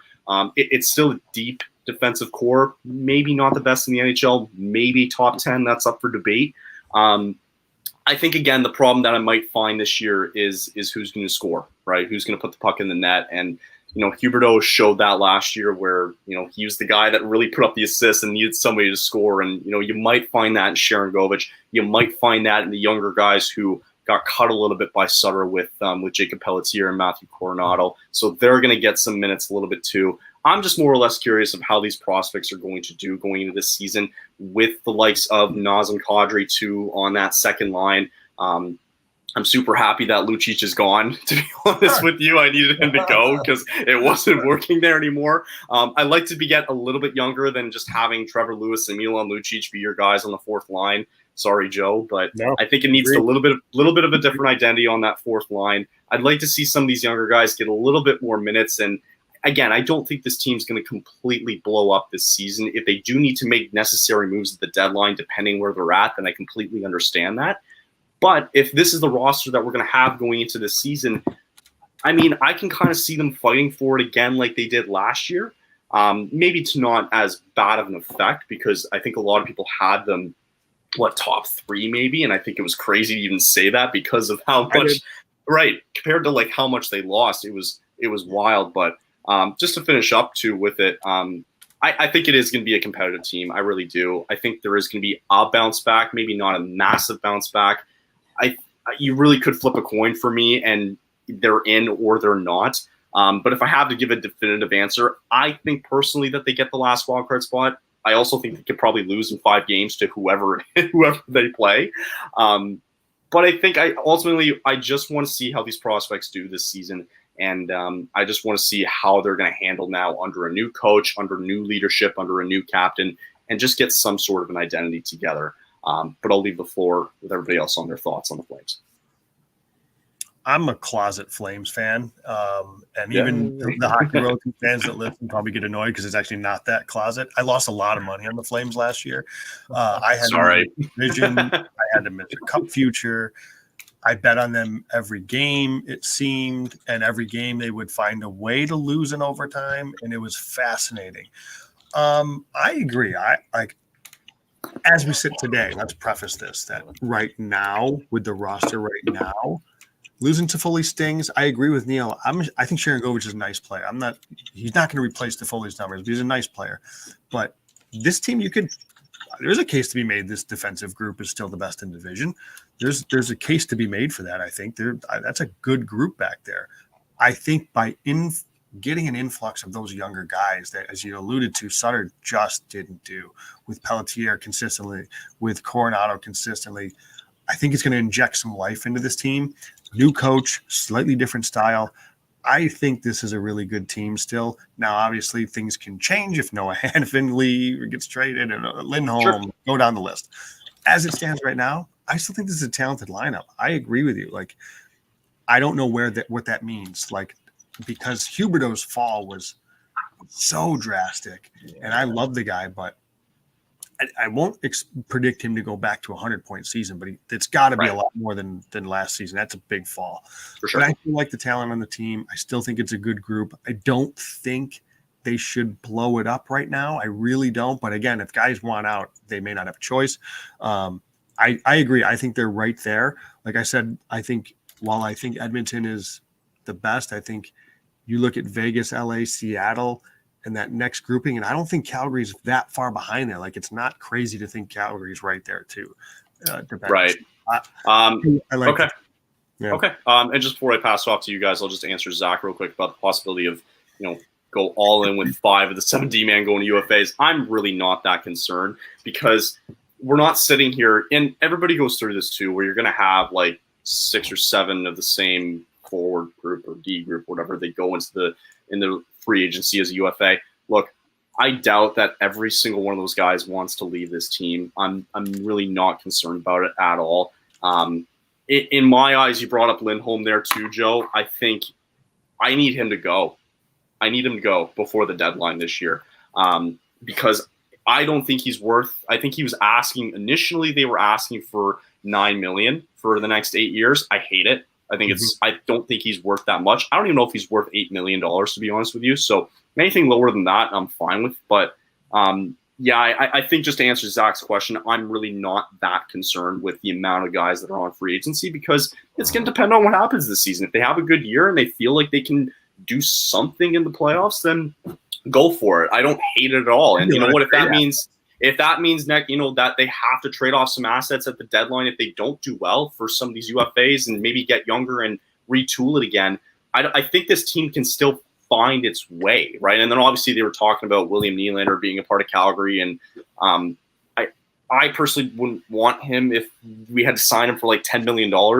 Maybe Chance would feel differently because they have the assets to get him. Then I'll take that too. But just to answer Zach's question, I'm not really that concerned with the UFAs. But Jason and Chance on the Flames. For me, it is a coin flip for Calgary to be that last, the 8th seed in the West. If you look at it with what Winnipeg has lost and kind of maybe on their way down just a little bit, and Calgary could take that place. 17 overtime losses. If they get 3 points, if they win 3 of those, they're in the playoffs. Exactly. They were 2 points behind Winnipeg for that last spot. Very easily could they get back into the playoffs, and I think they're kind of on their way up. Something I got to say to you, Kyle, is nobody had Matthew Tkachuk doing what he did on their bingo card. I did all the time. I said it before. I had no idea. Before Johnny Gaudreau left. As soon as we found out that he wasn't going to sign, Tkachuk was gone. There was no way he was staying. No way. Doing what he did in Florida to take them all the way, to be a part of that Stanley Cup final team, that was like, okay, you're going to go to Florida, but you're not going to do all the things that you did. And he did. And it was just after Gaudreau, and then you get Kachuk. It's been a couple of really kind of weird off seasons, but I feel like Calgary is just, goaltending a question or not. I feel like they could sneak in, because if you have teams like Seattle moving up and maybe Minnesota staying right there and the Kings staying right there, of course you got your Dallas, your Colorado, Vegas, and Edmonton. I mean, if Calgary could just repeat what they did, add a couple of shootout losses, turn them into wins, I think they'll be right there. That's just me. Chance, all you. So I won't name names, but I recently spoke with somebody who is very accomplished in the NHL, and I asked them why that Calgary has been struggling to keep people, and he had one word: coaching. No. That was it. And this is the opinion. This is coming from the opinion of somebody that I probably is probably one of the smartest minds in the game. So. I definitely respect that this person. So I see that, and that's a shitty thing to think about for a previous team. But now that change has happened, I look at this roster and I think that there is hope. So looking at the Calgary Flames, I think initially there was a lot of question marks. No, it's not Wayne Gretzky. A lot of question marks coming into it that I think were like a lot of things had to line up for them to be a playoff team. So you're thinking Markstrom's got to have a bounce back. Like he's got to be Markstrom that you saw with the Vancouver Canucks in those good years. I am very high. I know it sounds like I've been very low on people tonight. Very high on Mackenzie Weegar. I think Mackenzie Weegar is an absolute fucking gamer. Awesome. Love the guy. He is just an absolute jammer. You've got these guys on the team that have the ability, you've seen it in the past, to play well. And I think if, like I said before, you're thinking like, oh, is a coaching change really going to do anything? Yeah. After hearing what I heard from who I heard it from, yes. So I have a question about that, because I can understand why, if Gaudreau and Kachuk didn't want to be around Sutter, didn't want to deal with Sutter anymore, if that's the case. Okay. But like Sutter's gone, Toffoli's out. He wanted out. Does Hanifin want out, or is his just name in the rumors? And Lindholm, does he want out? So now, like, they did change the coach, and you still got three guys that could be out. So how? Right.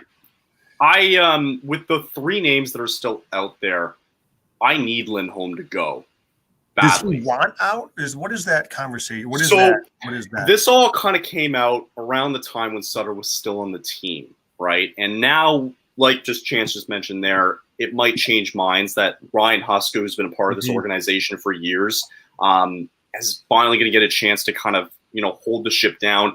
He understands more than anybody else who they interviewed of what this team's gone through and what they need going into this season, which I personally love. So I trust him there. I trust whatever Conroy's going to do as well, too, and how to handle these guys. So I expect that Hanifin is probably going to be gone next year.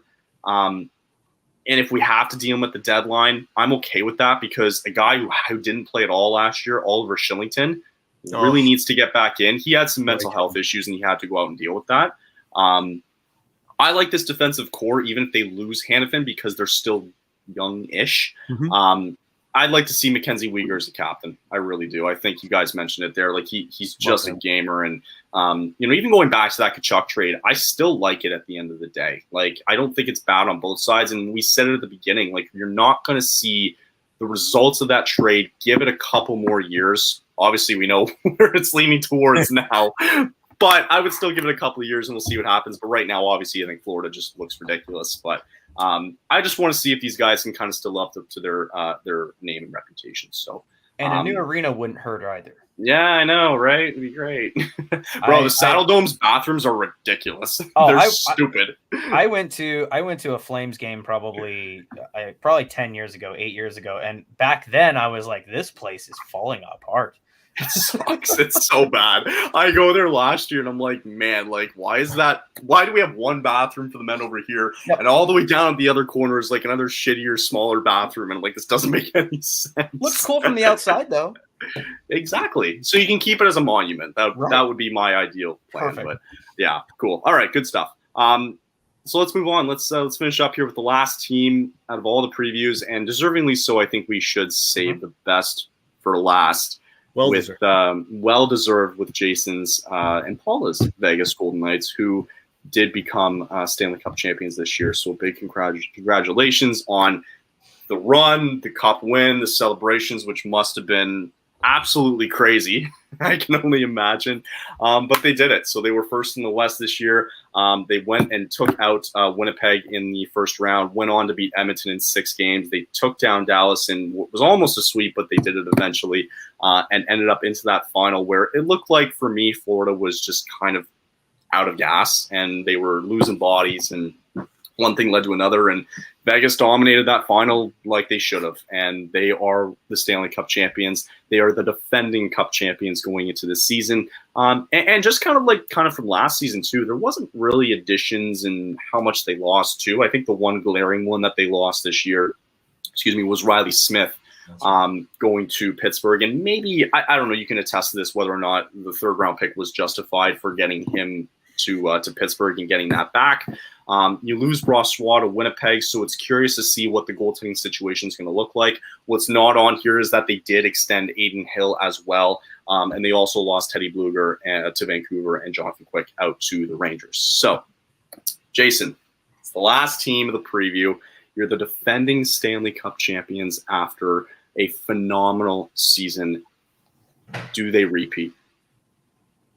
It's just like I get the feelies all over again. You know what I mean? When you guys start, I set that up, so I buttered that and I suckered that up for you real nice. I never ever thought, after they went all that way year one, and the way that they lost it, like I would think about that every so often as I would watch this team, as I would watch hockey. Yeah, Zach, you're absolutely right. I'll get to that in a second. Go on. Game 5. Geez. Okay. Game 5 in the Washington Capitals series in 2018 was tough, and it's hard to win a championship. Just the hill that you have to climb. You have to stay healthy. You have to stay on your feet. You have to claw and scratch. It's hard to win a championship. The Stanley Cup is the hardest sports trophy to win. Yep. I will be getting the Stanley Cup tattooed on me shortly, and I'll provide pictures because I already have a VGK tattoo. I'm going to get depending where you get it. I don't know if I want to see this. No, it won't be there. It won't be there. The VGK one is on my left calf, and the Stanley Cup is going to be on my right, and it's going to nice. It's going to be cool, and it's taken some planning, and I kind of got off the beaten path, but I really am so proud. To be Vegas born myself, I'm proud of this team. I cried when they won. I'm not afraid to say it. I don't blame you. It'll be something I remember for the rest of my life. Good. With that being said, another original, like Zach said, had to go in order for us to keep Ivan Barbashev, which I felt like was a super duper important signing for the Golden Knights. He brings toughness.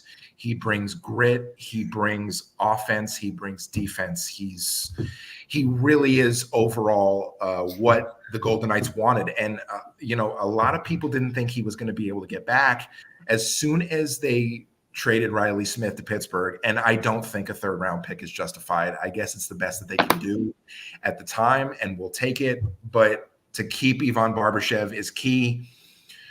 Riley Smith, out of all the original misfits, are probably it's. Thank you, Zach. Keep her going. Don't worry about it. Keep going. I see these comments and they're really, really cool. I think that if you take out like a guy like Will Carrier and you put in a guy like Riley Smith, I think maybe out of Carlson and Marchessault and Shea Theodore and Braden McNabb and Carrier, I think Riley Smith is the one I'm okay with going. And it might sound crappy and it might sound like, you're kind of wrong, but to keep Barbashev, I'm good with it. So it's basically you're replacing one with the other. It was going to happen at some point. All these guys are going to go at some point. Us as Vegas fans and even other NHL fans have seen the way that Vegas management works.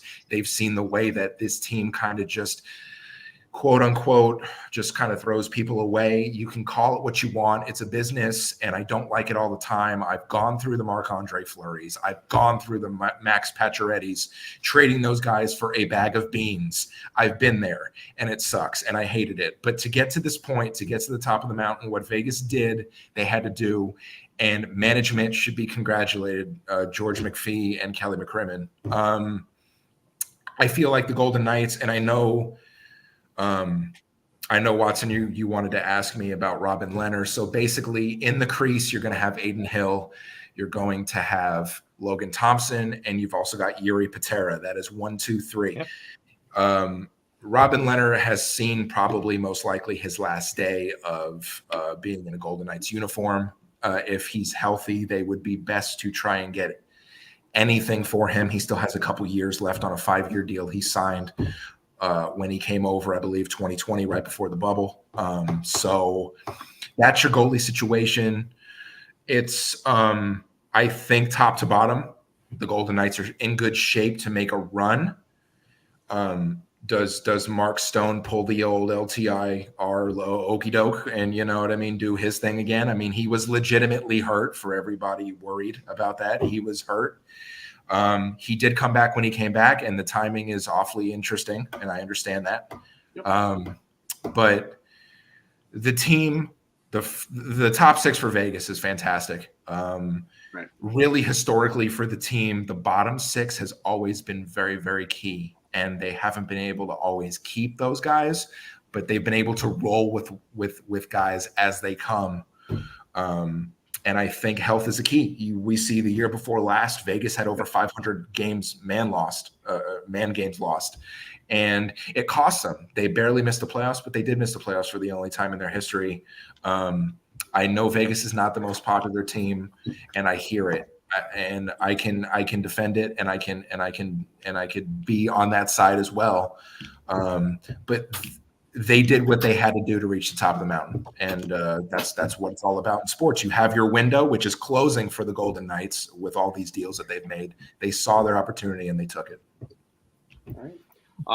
Just real quick, I saw one of the comments earlier with Joe about like it almost being a sweep. And I'm like, well, I mean, it kind of was when you're down 3-0. Right? I think you're right. Like I don't think the window's totally closed with these guys. I think he didn't lose. Yes, losing Riley Smith might hurt, but I mean, this still is a team that's very well intact. That they kind of showed that they could stick a stick in net, and I don't think it really matters, right? Because I think it was just who they had in front of them that really helped them propel to ultimately the ultimate prize. So, I agree with everything you say there. I think this team is well-primed, positioned to do it all over again. I think it's still a really good roster. It's another year with Jack Eichel going to be there, and all the names like Marchessault, who deservingly got the Conn Smythe too, and I love that for him. And I think he was well deserved. So I think it's still a good Golden Knights team that is very well rounded, and maybe if they do ever find some goaltending issues that they can try to shore up or get some more depth at the deadline like they did recently. But I think this team is still in good position to kind of make another run. Joe or Chance, your thoughts on Vegas? I think this team's really good. I remember going into last season, we did our preview show, just previewing the Pacific. I'm like, if Vegas is healthy, look out. They just don't, because of them going all in all the time. They just don't have a lot of depth. Like the Kings had a lot of injuries a couple of years ago, but they had so many prospects they can kind of backfill and keep their heads above water. Vegas has a hard time doing that when you trade away everybody for these guys. But at the end of the day, I love it. Like, your window's open. Go get your window. Go try to win this thing. Yeah. No, I was, as long as they were healthy last year, and for the most part, they were. I know you mentioned Stone, which was a big loss, but I think they'd played so well that they were fine throughout, and they were healthy in playoffs, and then they were really good. The one thing I'll say though, that it doesn't like hurt them by any means per se. I guess in a roster construction way, I guess it could. I didn't like the Adin Hill signing at all. Now, I loved the trade for him. Because I thought he was a good goalie in San Jose and Anaheim, just didn't quite get a look. And I loved Logan Thompson going into last year. I did a lot of AHL stuff for Hockey Royalty a couple of years ago, so I got a chance to see how good he was in Henderson. I really liked Logan Thompson. Yeah. But I was happy with Adin Hill and Logan Thompson as their duo. It's just like you said, you could put.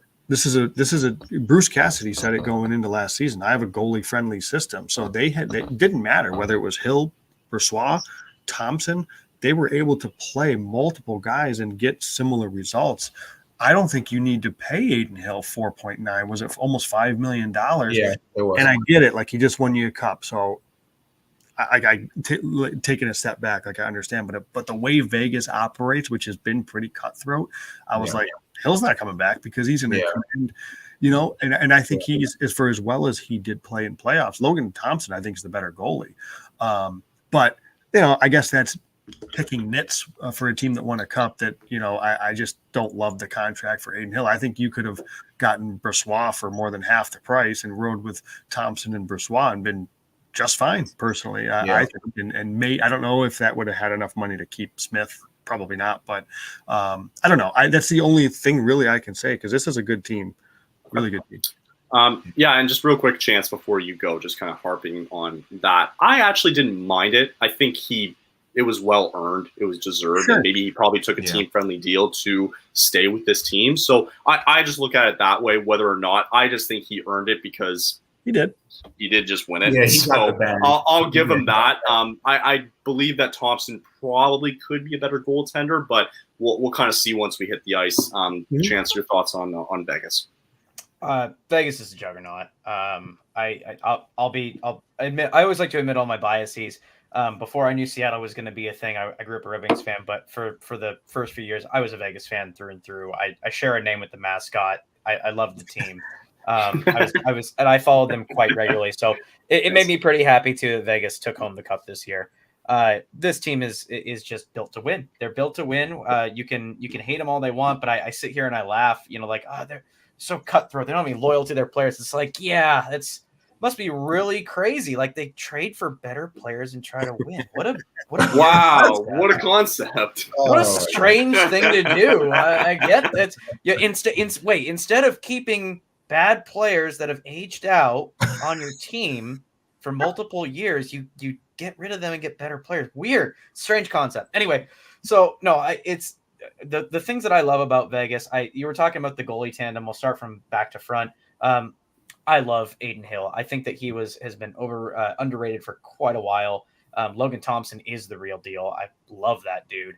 So I think that their goalie tandem for the first time, I think in Vegas's long tenure, except for the first year, I think their goalie issues are not a problem.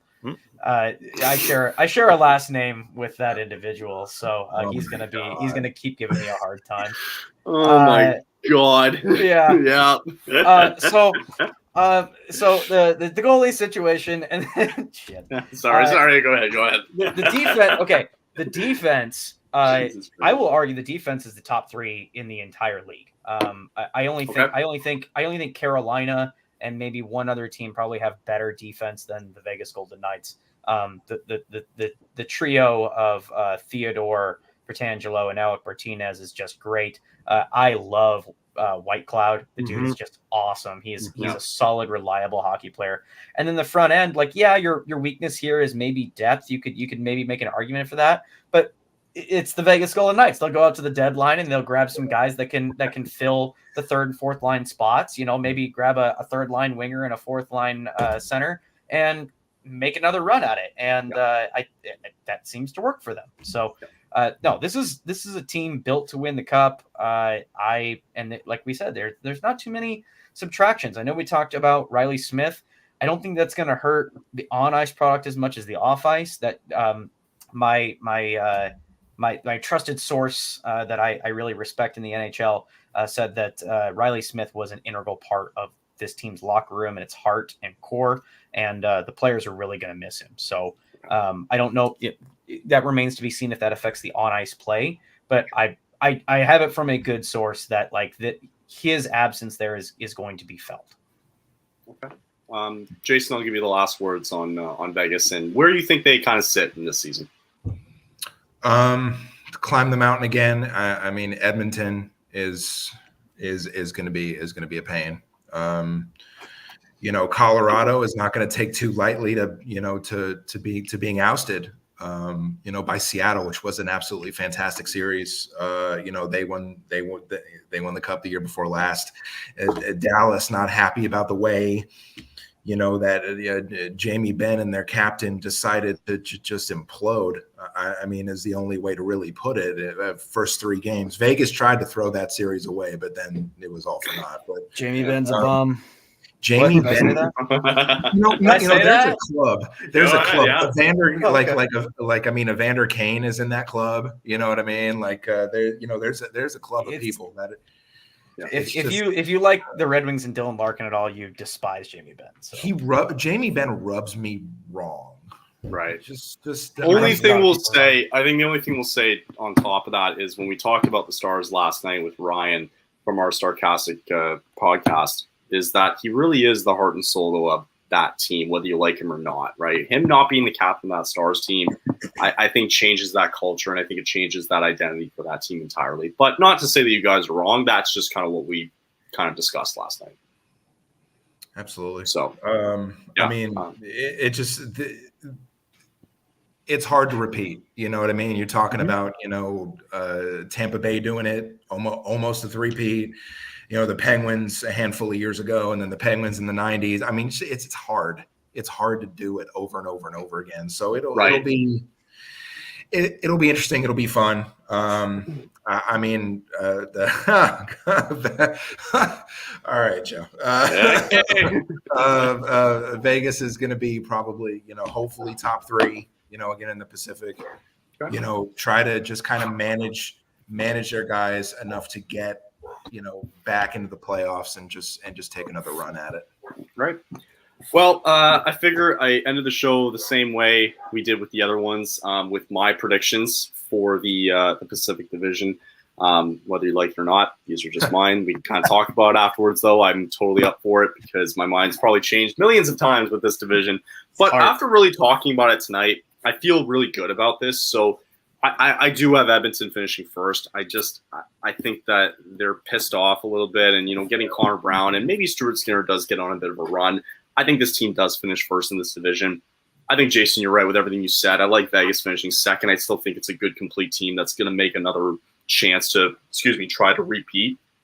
And I like Seattle third. I really do. I think it's a deep team. I think they're, maybe with goaltending, I think when you compare them to LA a little bit, I think LA might have the slight edge for goaltending. We'll see what happens in the long term, though. But having said that, I just like Seattle's team a little bit more. And it really is a coin flip for me because I think it's going to be LA and Calgary battling for that 4th spot. I mentioned yesterday that the Jets are going to be that one of those wild card spots. I really believe that. And with this other one, not to sound like a homer, Joe, I really do think Calgary does get the edge a little bit. And the only reason why I say that is because I go back to a little bit of the goaltending issues, maybe the defense on LA, maybe with Pierre-Luc Dubois, a lot of maybes with that. Heck, there's a lot of maybes with this team too, right? I really believe, though, with this Flames team, I think that they have the right mindset going into the season and the right coaching to try to get it back on track. Not to say that LA is a bad team. I just think this is a really good Western Conference. Overall, I think all the teams that we've kind of talked about in the past couple of days, you can make a very good argument for a lot of them to make the playoffs, right? So yeah, not to say that there's any knock on LA. They could very easily be third. They could very be easily sixth in this division and be knocked out. And I could say the same thing about Calgary, and Chance, I could probably say the same thing about Seattle too, to be quite honest with you. So that's just what I have personally. And so the only reason why I have Calgary just above LA is just the simple fact that I think the goaltending is probably what it's going to come down to. I don't anticipate Markstrom having that bad of a season this year, and the depth they kind of have. That's really the only difference. But if that's what it is between making and not making it, then I can totally see both sides of it completely. And I can understand like the veteran leadership maybe with LA kind of kicks in, and maybe Pierre-Luc Dubois does find a fifth year and decides that he actually wants to try and do something, right? So that's just initially what I have with the teams making it. And then below that, just kind of what I see here, I got Anaheim finishing over Vancouver. I got Vancouver 7th, and I have San Jose finishing last because their goaltending is a mess. And you could say the same thing about Vancouver, but just those bottom three teams just still need to kind of take that next step, and it might take till next year. So that's my quick thoughts on it, though. Honestly, you can flip a coin with however you see it between 3 and 6, or excuse me, 3 and 5, I guess. But that's just my 2 cents on it. Your thoughts on your predictions for the division this year? I agree with Edmonton. I agree with your bottom 3. I think it's that middle group where there's a lot of variance. The only reason I have Calgary, like the way I wrote it down was like LA, Vegas battling for 2-3.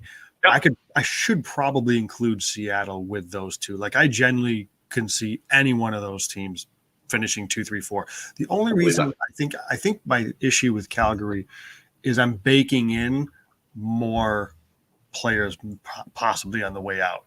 So sure. Like I said, I like the team. I don't know what direction it is. I don't know what happens with Lindholm. I don't know what happens with Hanifin. There's still some questions to where I'm like, this could fall off the rails quickly.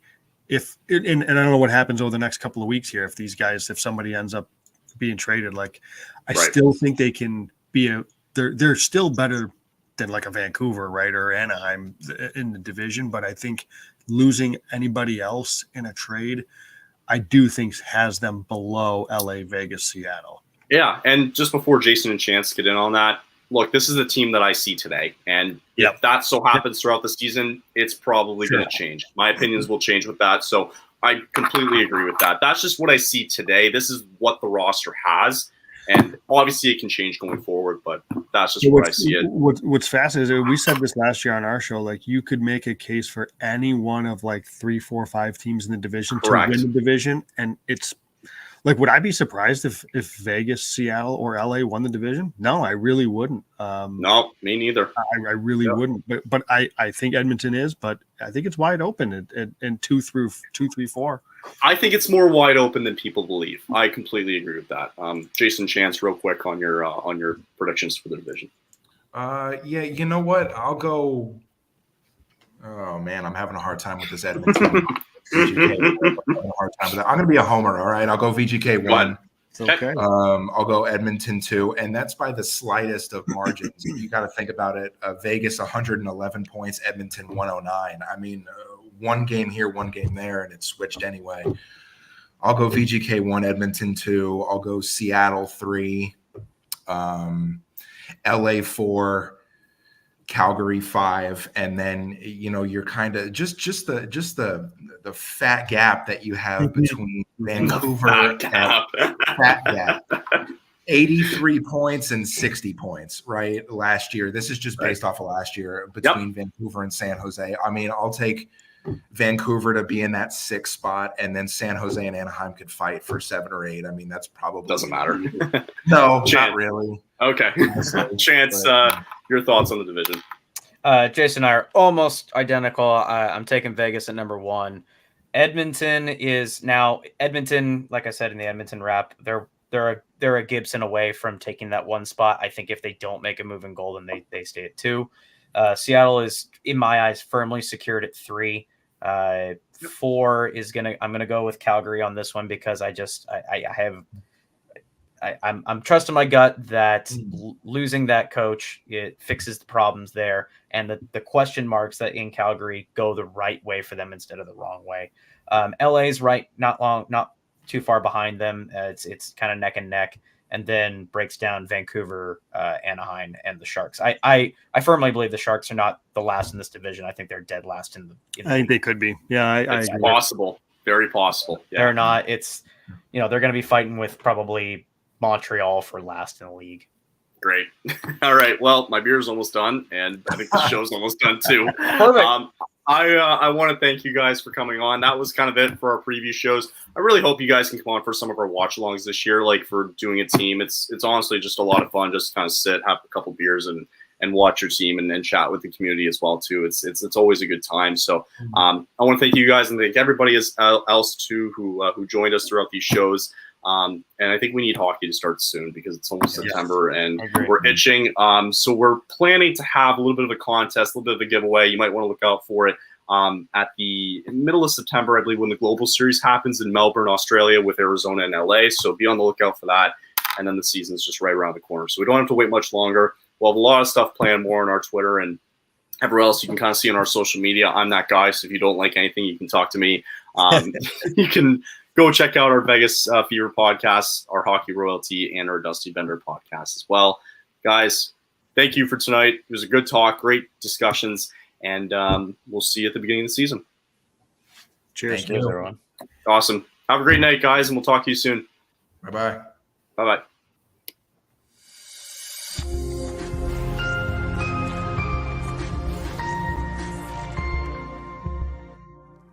Say something.